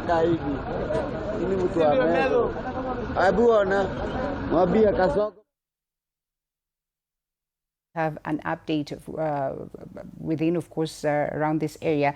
Chalo is on ground, who says that, along Kiambu Road, Astral has adjusted or have adjusted their prices to 197 and 196.60 respectively. They say that Total 2 has adjusted to 197.60 as well as 196. That is the price of super petrol as well as diesel. They say Shell has not yet made those adjustments. They'll be giving us updates. But back to you, Senior, and you talk about corruption and all that. Look at those people. A citizen that has lost confidence, that is aware of what is happening in the global stage, but is not convinced that this... I think we've got to deal with the whole corruption activities within the entire distribution chain. From the management level, we saw heads rolled from the top management in the oil industry and in government, because the oil indicators that things were done the wrong way. How would you import commodities outside the G2G framework? And of course, that was adulterated oil and all that. That pointed towards corruption. And that needs to be removed. People should not take advantage of a crisis to make money, just like others should not also take advantage to make political capital. It's also another aspect of corruption. Let's deal with the problem as a problem.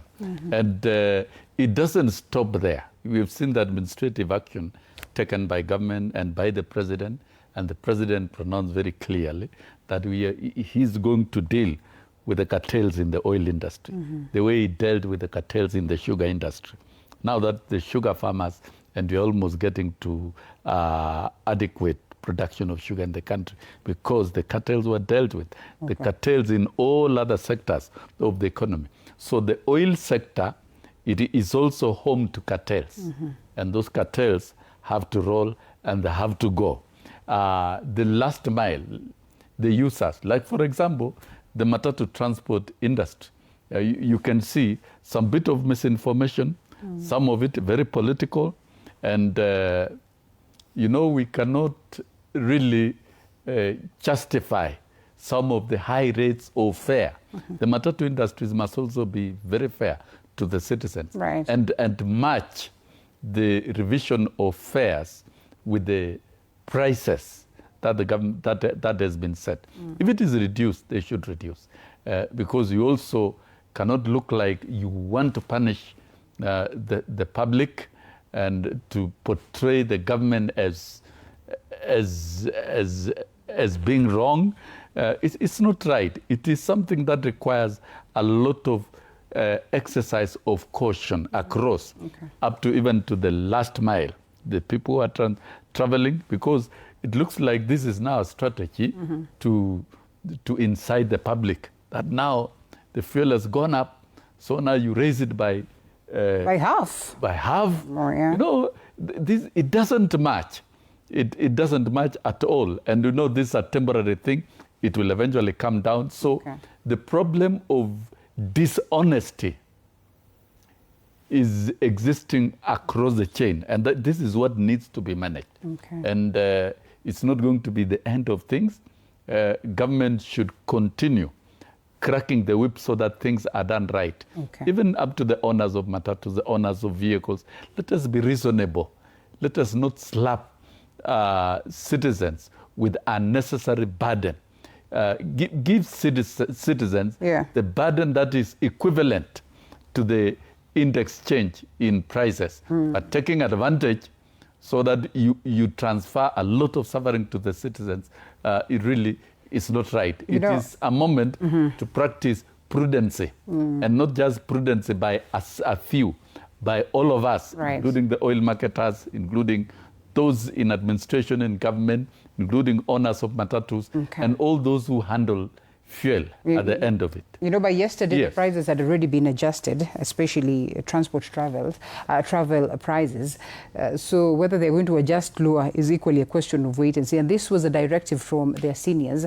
He's called Karakacha, I think Albert, And it is only reasonable when the prices are adjusted downwards, that they you also adjust the fares downwards. Wow. I think it is necessary to do that. We should see all these changes drifting equitably across the distribution chain. But when you look at it in the end, citizens are made to suffer, then you read a lot of malice across. Malice, or somebody is also trying to make huge money at the end of it all. But you see, the sufferer is the citizen. We should not make our own citizen suffer. And we should not make ourselves suffer because of a crisis. Yes, I'd want to loop in Daktari here to tell us whether he thinks the adjustments yesterday night are going to be of any impact, because it was almost instant across that adjustments were made afterwards upon that declaration by EPRA. But before we get to hear that, as well as talk about the G2G, let's listen in to what the President had to say. Mr. William Ruto, on top of the vehicles, as you have always done to lecture the people of Kenya, you must now make hard decisions for the future. Mr. William, this is the time Kenyans are demanding that you immediately stop living your dream and utopia and face reality and put Wanjiku first. Mr. William Ruto, you must immediately direct the Speaker of the National Assembly, your sycophant, to convene a special sitting of Parliament within 7 days to address the following urgent issues, failure to which the united government shall call for national mass action. 1, to cancel the so-called government-to-government petroleum framework, as it involves hard-picked oil marketing companies that represent the William Ruto interests. In any case, the commercial frameworks between William Ruto and private international companies. We want to explain that this is not government to government. This is government companies in the Middle East working with William Ruto and his proxies. In normal circumstances, if it was government to government, these Middle East companies would be working either with NOC or with the Kenya Pipeline Company, not private companies owned by William Ruto. So there is nothing like government to government. Nataka niwaeleze, duniani hii iko na matatizo mengi. Tulikuwa na shida kubwa pale nyuma. Mambo ya mafuta ilikuwa inatusumbua. Lakini Mungu akatujalia tukawa na mpango wa G2G ambayo iliokoa taifa letu la Kenya. Wakati wengine walikuwa wanahangaika, Kenya hii tulikuwa tumejipanga. Hata nchi zingine walikuja kutuuliza ni vipi nyinyi Kenya mumefanya. Hata saa hizi tuko na shida kubwa ya mambo ya Middle East. Tumekuwa na matatizo ya vita kule. Mambo ya mafuta imepanda kila sehemu. Lakini hapa Kenya tumepanga vizuri, tuhakikishe ya kwamba ile bei ambayo ingeruka juu sana, tuhakikishe ya kwamba tunaifanyia moderation. Tumetoa pesa ya serikali bilioni 6.5 ya kufanya subsidy ya mafuta hapa Kenya.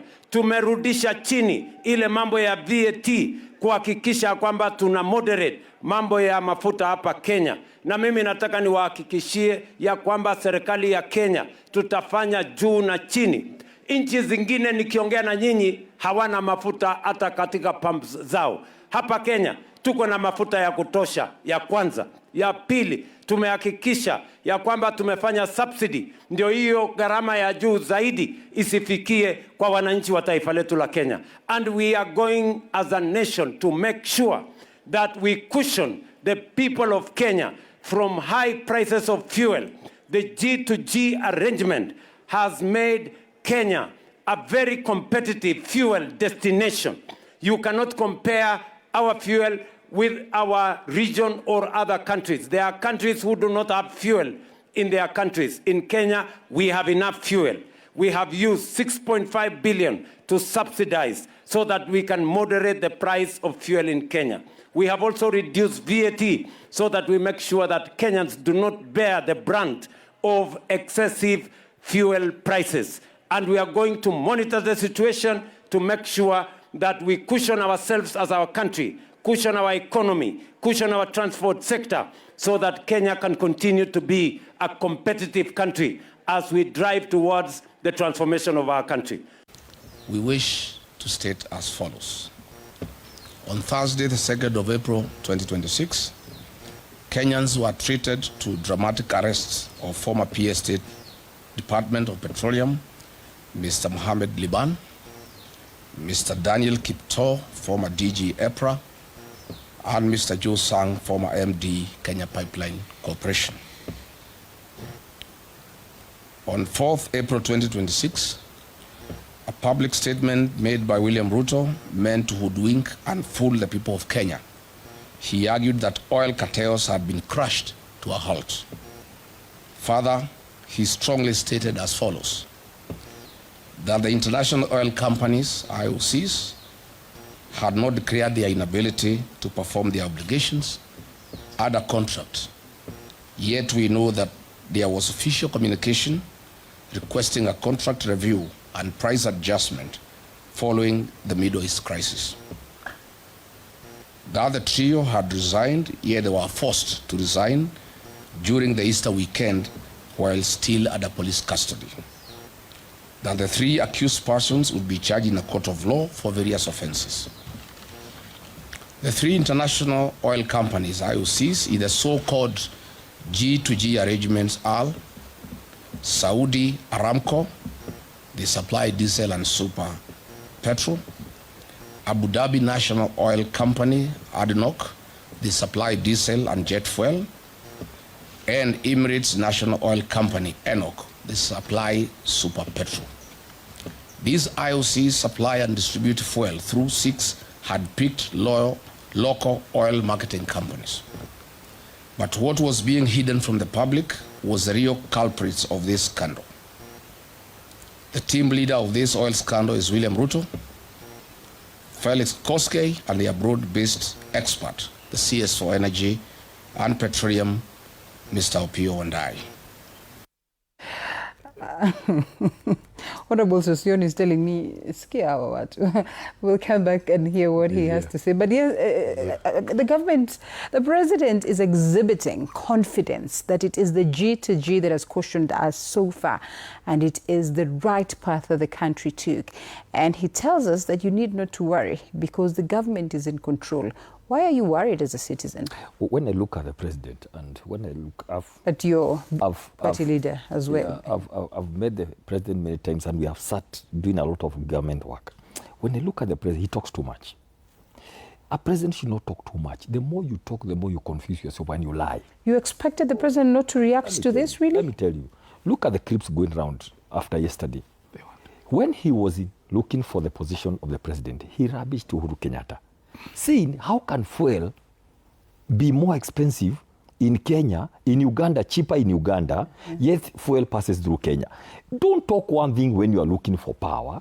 When you are in government, when you have the levers of power, you begin running around. I know it's your time. Let me tell you. Just a follow-up. Isn't the president still looking for power? 2027 is just around the corner. It is in his best interest to do it right now. No. Okay. Right now, you are giving excuses.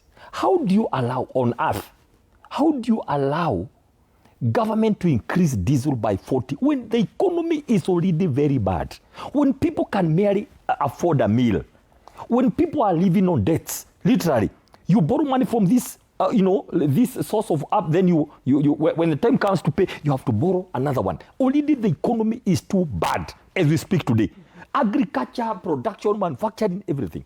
Then you come as a president of the Republic of Kenya and you allow a whole increase at once of 28 petrol and diesel.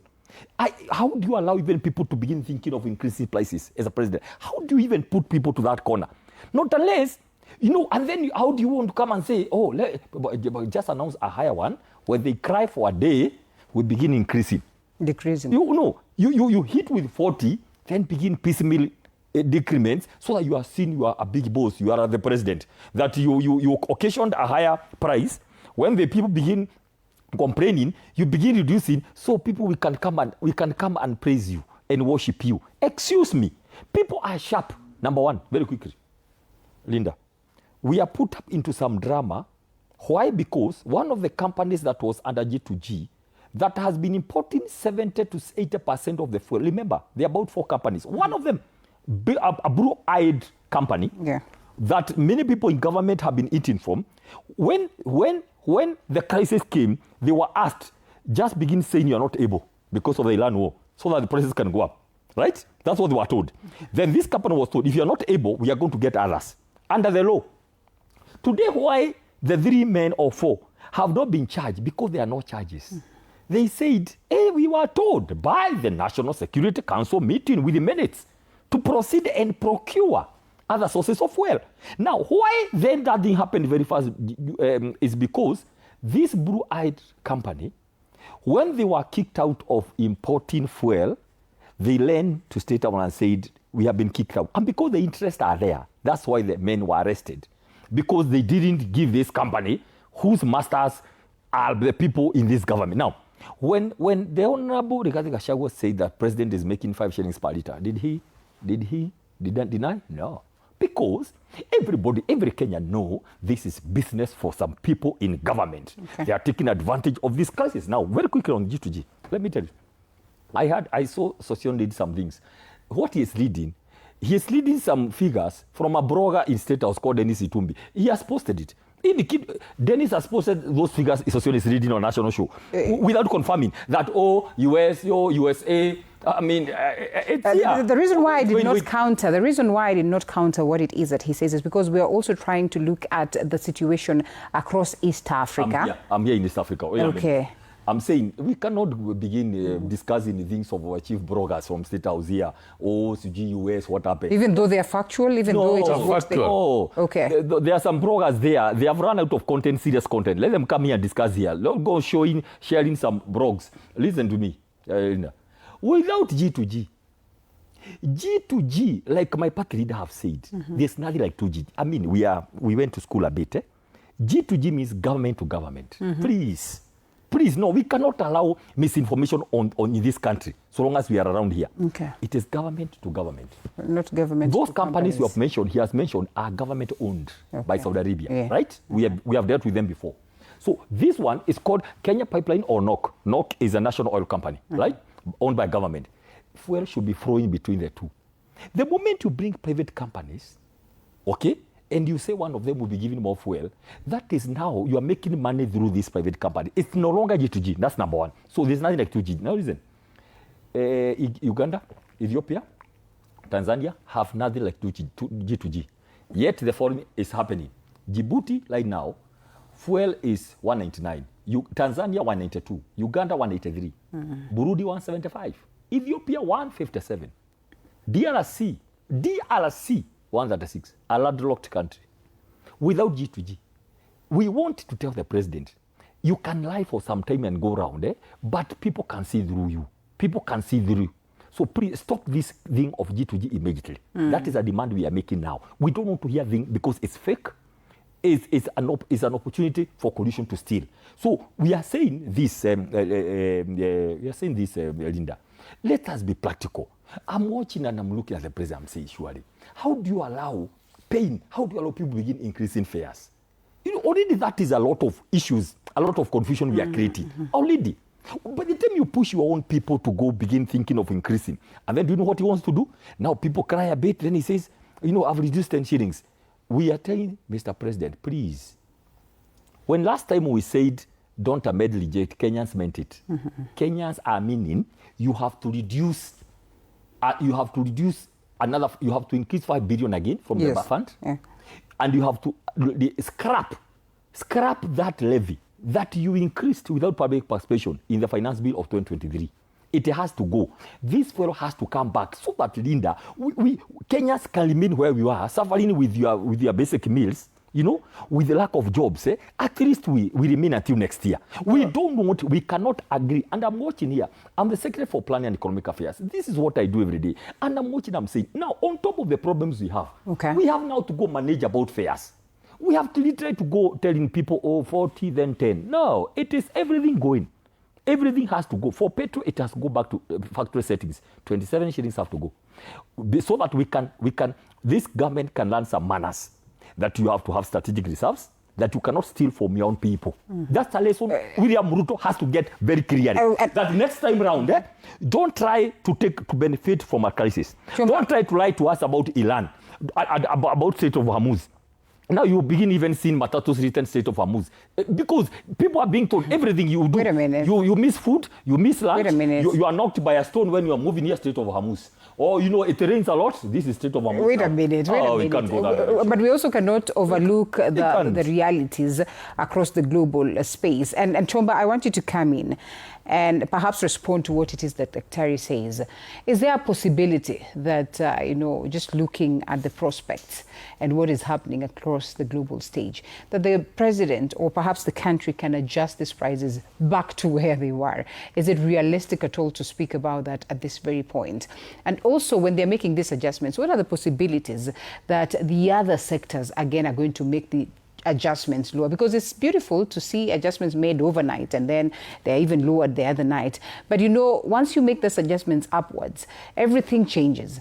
How genuine are Kenyans to as well make adjustments and revise, you know, even the prices that they had already set to shoot up lower because they've been these adjustments? Could we have done it, you know, once and for all? Because the conversations have been ongoing. And last but not least, your view on the G2G. How much of a help has it been for the industry? So, thank you. Thank you very much. Linda, we live in a political economy. Like Daktari has said, we are students. I'm currently a student of international development. And there are things that we know that you cannot separate politics from economy. Yeah. And Sir Charles Jonjo, sometimes back, did this country a very great disservice by a statement he issued that politics is a dirty game. What that did in effect is that it discouraged any serious Kenyan, and I've been taking this as a call to Kenyans.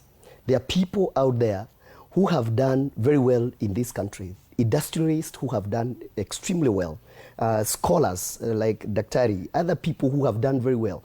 But because of the socialization that politics is a dirty game, they all shy away from politics. Yet, my professor tells me politics is the master science. It doesn't matter whether you are a doctor, an aeronautical engineer, all that you do is governed by the laws made by politicians. And so, this is a call to every serious Kenyan there to get into the political scene. Because for me, this country's future is when we shall achieve critical mass of people who are very well informed and also very forthright with information. I said we live in a political economy.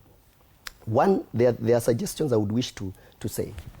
What Daktari is saying and what Sosion is saying is akin to a fish. A fish has meat and it has bones. And it behooves a Kenyan to appreciate what is the meat and what is the bones. One, I would say this. I would indict the government of Kenya today for one thing. Like I said, petroleum industry is seen as an elitist industry where flow of information is scant. Today, in 2022, when we had the crisis of Corona, there was a gentleman, then the CS of Health, Mutahi Kagwe, would wake up every day, give us information, and tell us, this is where we are, and this is what was done yesterday, and this is what we are expecting tomorrow. What is the importance of that? Kenyans can move together in knowledge, okay? In absence of information, Kenyans are allowed to speculate. I say this, that we are told in most cases that ignorance is no defense. But I also indict people who say that, because I ask, who should be indicted more? An ignorant population or a government system that ignores that it has an ignorant population? Okay. The people who ignore that they have an ignorant population should be indicted more. So this is an indictment to government, that the office of the government spokesperson and the Ministry of Energy ought to come up with a communication strategy that every day when we have this kind of crisis, there is somebody who is coming to these media places or wherever it is and tell Kenyans, because we are living in a social media age, a flow of information across, and people will get information in either way. So what government does and what media houses do is to confirm what Kenyans already know, and they have already gotten the information. And so concurrence with the correct information is paramount for people to have a trust. The other thing I would wish to say is, in the industry today, there are measures that have been taken by government. We appreciate that. Are they enough? Certainly not. Why? Because, as we are saying, we are balancing between what would be and what ought to be and what it is today. The correct position is that even before this, Kenyans were still under strain. And so, addition to petroleum prices is a burden to the economy. The other question is it entirely the wish of the government or unilateral arbitrary decision by the government to raise these prices? That is no, because there are forces beyond government that force the price increment. So what we could be discussing is the price increase commensurate to what is happening across the world? Because I would, and I must say, their politicians are also aspiring to be a member of parliament in Kirinyaga Central. But I have a duty to let the person who is watching me from an industry perspective appreciate that there are things that we can do and there are things that are beyond. So for me, increment of petroleum prices, I would be lying saying that it was not coming. The way we import this fuel in this country, we do a weighted average of all the vessels that have come in the country from the 10th of March to the 9th of April. The ships that docked around that time are the ones that we take their prices and do a weighted average. And so that is what we are given by the government as the prices, the weighted average of that. And so it is public knowledge that was long coming. The prices were going to increase. As I said, the question is it commensurate? Do we have levels that we can create? We can remove a few of bureaucracies and create efficiencies. When it comes to G2G, from a school point of view, I said earlier that the government of Kenya does not own even a litre of petroleum. The government of Kenya would own petroleum if National Oil Corporation was working in the arrangement, is importing this fuel. I am not a proponent of the systems of procurement of petroleum we have in this country in the long run, because the way they are today is because successive regimes were lazy or did not, or had a partisan interests. Because what we needed to do is to develop the industry so much so that we don't need to have arrangements. We just needed to strengthen the National Oil Corporation to a level that it can bring in the product in this country and make sure it forces other companies, oil marketers in this country, to bring fuel down because of the amount of fuel importation that National Oil is doing. But for some reasons, and beyond me, and I know these were political reasons, it was defunct. Actually, there was a law that of all the product imported in this country, 30% ought to be imported by National Oil Corporation. And so for me, whether it is G2G or OTS, it just manifests a failure of successive regimes because we live in a capitalist system. What we have today is that we procure in a capitalist manner, but when it comes to selling, we are in a command economy. That's a mongrel. I'm not an economist, but that's a mongrel system of economic system. It's not yield. It cannot yield efficiency, as it were, out there. So any person dealing with petroleum, today I would wish to let the government rethink strengthening national oil. If anything, all the other IOCs we are talking about, they are all domestic government-owned oil corporations of those countries. They are meant to cushion and take interest of the government and the people of that country before anything else. So for the records is that the G2G and the OTAs are all products of lazy thinking and people who did not want to think beyond what we can do as a country. What is the merits and the demerits of G2G as it were today? Without now going into the semantics of whether it is G2G or not. So that we can also allow... So G2G, give credit where credit is due. The thing that they did, and to me that was the greatest achievement of G2G, was to stabilize the dollar. Because we were spending about $500 million every month, importing upwards of 400 million liters every month. And so what had happened is that we used to scrabble, the industry used to scrabble every morning for a lot of dollars, and the central bank then was rationing dollars. And that's how now the dollar prices kept on going up, and stifling. And so at that point, because we have not developed industries in Kenya, the guy importing fuel is competing for dollars with the guy importing toothpicks. And so that created a serious crisis. People must develop the industries so that we do other things. So what the demerits of G2G today, I will say this. They are fixed premiums.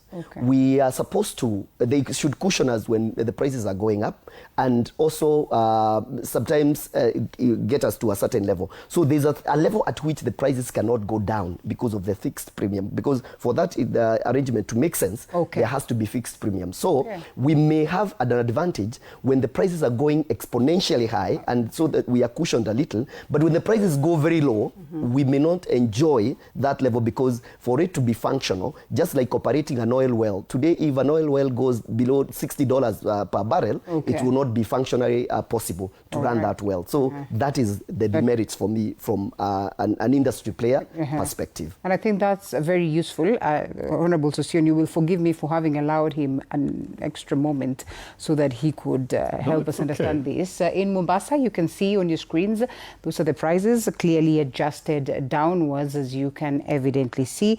And yes, we'll constantly be giving you updates as well as pictures. Are they adjusted from the 16 to 13 to 8 to which one? I think it's the adjustment from, of course, the 13 to 8. From 13 to 13 to 8. This is 13 to 8. As of yesterday, they were at... These are piecemeal jokes. But why would you argue that? But it's a plus. At least you made noise and it was... Just which noise? Okay, let's allow in. You just manage it. You know, Professor here would like to make political capital out of this. So it's politics. But then let's put politics aside. We are seeing the numbers. We are seeing the prices have adjusted. Prices have adjused downwards. And it's on the basis of reduction of VAT. It is something that the public can see the linear connection between the reduction of VAT and adjustment of prices. Who decides how much? I think listening to a practitioner in the industry, it's a good thing. Sometimes, you know, where we've reached as a country, this is a country of facts on issues and facts about issues. It's not about lies to deceive the public. Kenyan public, although he has indicted government, which I agree, we need to roll out more and more information so that we avoid this confusion. I agree entirely. There needs to be a strong communication command on this to update the public and to guide. We'll not even witness, if that was done, would not even witness those abrupt high rise in pressure of fares. We'll have things working right across the board. But he has accepted the G2G, unique to the country, has done a lot in terms of stabilizing the dollar and the currency and saving the economy. Because if that was not done, you know, it is very easy for the shilling to fall. And you know the consequences of the shilling falling, inflation going up, and life becoming difficult and unbearable for everyone. Those are some of the great gains on the G2G. But I think as has been proposed, and as is being proposed right across, there needs to be very, very strong control within the entire oil industry all through. And cartels must go out. Even some of this fight back we see from this corner are cartels seeking to entrench themselves. It's all about interest and business. And cartels must get out of critical services of the country so that we remain with genuine business actors. Yes. You're watching me. Well, and you can. And you're just watching and noticing. You're here to defend yourself, don't worry. So that then, yes, is fronting for other cartels and imagining that there are some cartels. Okay. You know, a cartel imagines that there is a cartel. That's the irony of all this. But I think the oil sector, cartels must get out, and we get the agreed policies that are in place to work. What needs to be improved, let it be improved accordingly and appropriately, so that then the end users at the last mile, including even the borders who are taking fuel from the filling station from wherever they are, they can do business in all comfort, and we avoid transferring a burden to the people of Kenya. But I think what is important is that we now need lots of clear information to roll out to the public. Right. So that those who would like to misinform the public and make political capital because they're interested in other things like my professor and their group can have nothing to talk about. But don't you agree that right they have done well in terms of pushing, at least you've seen those adjustments? And I mean, they help us in terms of just also No. That the president was on it. Okay. Yes, the president was family. So it has nothing to do with It has nothing to do with them. It is the government, and the president understood all this, and he has been working on it. But I think now the ministry and other government officials should come out. Of course, we've talked about the office of the government spokesman, the minister.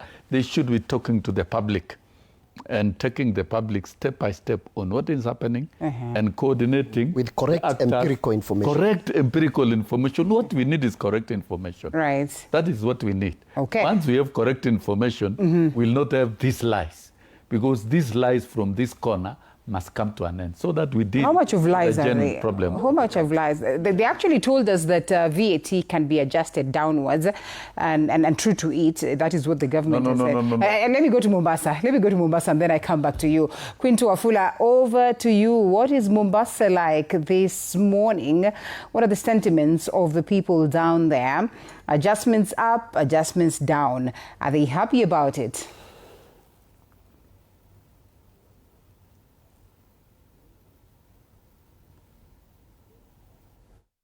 Mombasa CBD, na hapa nimekutana na baadhi ya wahudumu wa magari ya masafa marefu, vile matatu hapa jijini Mombasa. Watueleze tu kuhusu athari ipi ambayo wanakodolea macho, na vile Wakenya wanakodolea macho kutokana na kuongezwa kwa bei ya bidhaa hii muhimu. Kwa sekunde za kuhesabu tu, anza tu kwa jina, usimame tu hapa, sawa, utueleze kwa jina, unaitwa nani? Naitwa Ernest Mwavasi Mnyika. Na hudumu kutoka Mombasa mpaka Voi Wundanyi, na ni kuna shuttle, na kwa sasa ni shida tunaipata kubwa zaidi ya mafuta tunaipata shida kubwa. Kwa hivyo huko kuongezeka na kupungua kwa shilingi, huko kupungua na kuongezeka, huko kupungua kwa shilingi 10, sisi hatuoni kama kumepungua, kwa sababu walikuwa pengine wapandisha na shilingi 5, lakini walipandisha na shilingi 40. Kwa hivyo hata wamepunguza na shilingi 10 ni kama hajapunguza chochote. Hiyo shida bado tunaendelea nayo na tunateseka, kwa sababu abiria sasa hawana pesa. Bei ni ile ya gari ya kitambo, na kwa hivyo kwa sasa tunateseka. Ile bei ya kitambo bado inaendelea. Sasa ukijaribu kupandisha abiria, uchumi umeenda chini. So huwezi mpandishia bei, huwezi mpandishia fare. Kwa hivyo sisi ndo tunaendelea kuteseka, kwa sababu imepanda kwetu, kwa abiria haijapanda. Na tajiri bado anataka ile sababu. Kwa hivyo sisi ndo tunateseka kwa sasa hivi. Asante sana. Tuweze vile vile kusikia kwako. Anza tu kwa jina, utueleze jina, unaitwa nani, na utueleze, nitakushikia kipaza sauti, utueleze bei nauli kutoka hapa kuelekea magari yenu yanaenda itaathirika vipi? Kwa majina yangu ni Carlos Mheshimiwa Mgenja. Mimi ni dereva wa Mombasa Voi Undani. Kiukweli sisi tumeumia kama dereva. Kwa sababu tumeshangaa jana asubuhi kuamka bei imepanda shilingi 203. Sasa hii asubuhi tena tunaona imeshuka kwa shilingi 10. Ni kama uzie mtu ng'ombe mzima alafu wewe uregeshe mguu mmoja. Mimi naona kama ni matani tu katika serikali wanatufanyia. Ya kwanza, watu hawana pesa. Serikali wanatuchezea sisi watu wa matatu. Na hii sekta ni kubwa sana. Kwa sababu wewe huwezi panisha mafuta kiasi hiyo ukiona Wakenya hawana pesa. Hakuna Mkenya huwezi mwambia shilingi Voi shilingi 800 na atoe 800. Kumbuka kwanza, kitu cha kwanza nasema ni hivi. Shule za funguliwa next week. Mafuta ni haya 193 au 194. Mwanafunzi anabeba pesa ngapi mpaka shuleni? Hiyo ni kitu muhimu sana. Wajue kwa. Ya pili, haya mafuta yamepanda, bidhaa zitapanda, za chakula itapanda. Kila kitu itapanda katika maisha yetu. Pia watu hawana pesa. So yangu kusema ni kwamba serikali wafikirie waturegeshe mafuta pale yalikuwa ama zaidi, tena washike chini zaidi. Si kama walisema kuwa mafuta yako ruzuku ya shilingi 10 ni pesa ndogo sana. Kutoka hapa hadi Undani ni shilingi ngapi na itaongezeka ama itaathirika vipi? Sisi hakuna pesa imeongezeka wala hakuna chochote kimefanyika. Abiria wanatoa pesa zile wanatoa shilingi 700 mpaka Undani, Voi shilingi 500.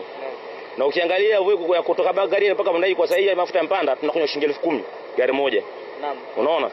Kwa hivyo sisi tunaumia na matajiri pia wanaumia na gari za kufanya service. Kwa hivyo mimi naona kwamba bado serikali waregeshe mafuta pale at least pale yalikuwa ama wapunguze kidogo. So walisema mafuta yako. Hata nisikia Ruto jana akisema kuwa mafuta yako na wameagiza mafuta mingi na yako.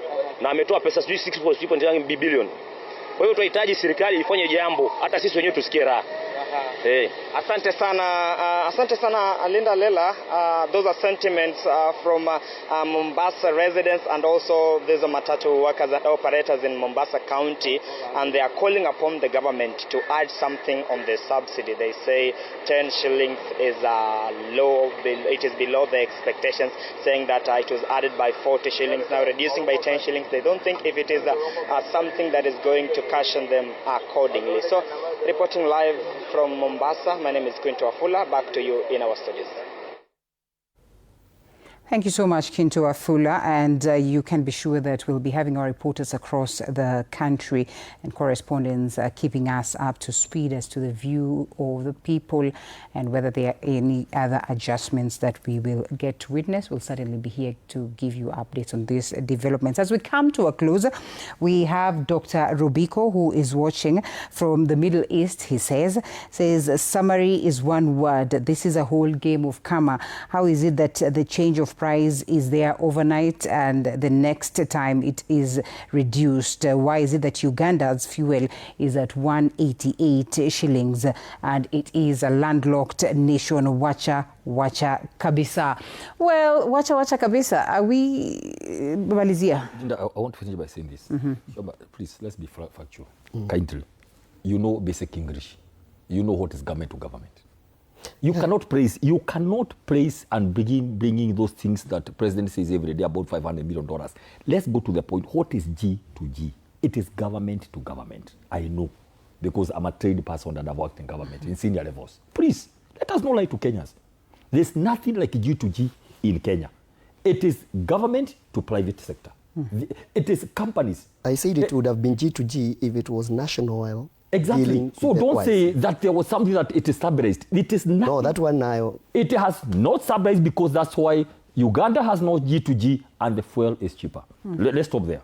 And number two, when you say, oh, there should be more government communication, on what? As we sum it up. This government communicates late when it is stale and factual, everything else collapses. Because there's only one person who must communicate in this country. That's why you see he's all over in the vehicle, on top of the vehicle. Instead of addressing the nation from State House, he's talking about it there, things which cannot work. And finally, Linda, let me tell you, I'm here to give solutions. I cannot fathom, as opposition, that we can let Kenyans continue crying. It's not possible. We are not going to do that. We are not. We have been good people. We have been waiting to remove the president from power next year during on constitutional issues. But we are telling the president of the Republic of Kenya, kindly, president, come back. You must reduce this fuel as we wait for next year. We cannot. On Tuesday, we are meeting. We are telling the president, please, you have a few days here. Go reduce this thing of fuel levy that you increased. and we have been telling this government, Linda, as we close, don't be so happy to add taxes. So we are telling the president in a nutshell, it's not a favor that you have reduced the VAT. That's how it's supposed to be. Now remove the fuel levy of the 7 shillings, and the money that stabilization fund is our money, Linda. Remove another 5 billion. Let the 27 shillings fuel that was increased be off as we start all these things. That is what we are demanding. We are going to be in the protest on Tuesday. All Kenyans go to the streets and demand this one has to be done. Okay, as we sum it up, Senior. And I think listening to the professor here is just playing politics. But I think all is well. Nothing is out of control. And I believe with time, the measures that have been put in place, government to commit to forfeit 8% of VAT is a great sacrifice. But that's Kenyans' money anyway. It's a great sacrifice, and it's a relief to Kenyans. And so I believe the measures that are being put in place will see the stabilization. We are not going to see any further spike in fuel prices. And hopefully within the next 3 months, we should see not only domestic stabilization, but global stabilization of fuel, and we'll get back to normalcy. Right. So I think nothing is out of control, and this is what Kenyans should know and get reassured.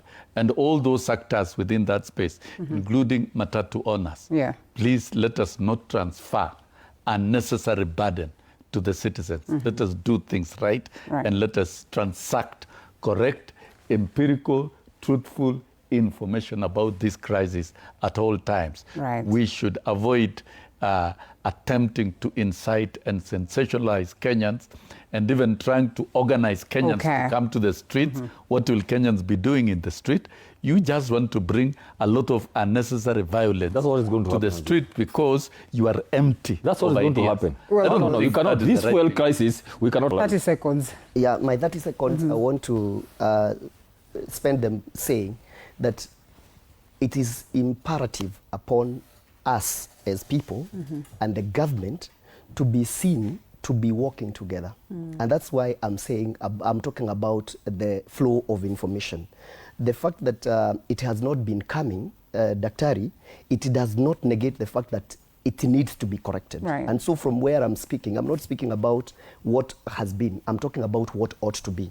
And I'm the one who came up with that story of indicting the government communication. I feel even today, when everybody can get to know in other sources of the media what is happening in Iran, the White House always, every day, there's the press secretary comes and tells the country what is happening. We are not out of the woods. We're very close. Or we are not out of the woods yet, because the supply gap that has been created, even if the war stopped today, next month there will still be pressure. So what is my suggestion is that instead of waiting and to see businesses collapse, I would rather government closes some programs and takes a serious haircut. I am even a proponent of scrapping the whole VAT, the whole 16%, so that if it helps the business to stay alive, so that when we are through this process, then we can have these businesses refinance government into the programs. It will be harder to restart businesses than it is to reorganize government. So for me, let the government take more haircut,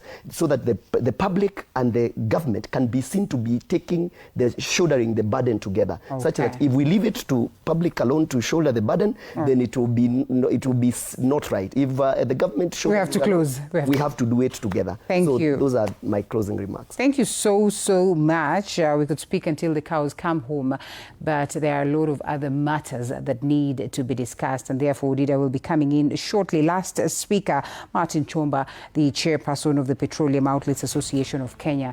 Thank you so much, as well as Honorable Wilson Sosion, who is a former member of Parliament. Asante sana. And last but not least, the Secretary Planning and Economic Affairs of DCP Party. DCP, it is DC Party, and none other than Dr. Mbai Peter. Asanteni sana. My name is Linda Alela.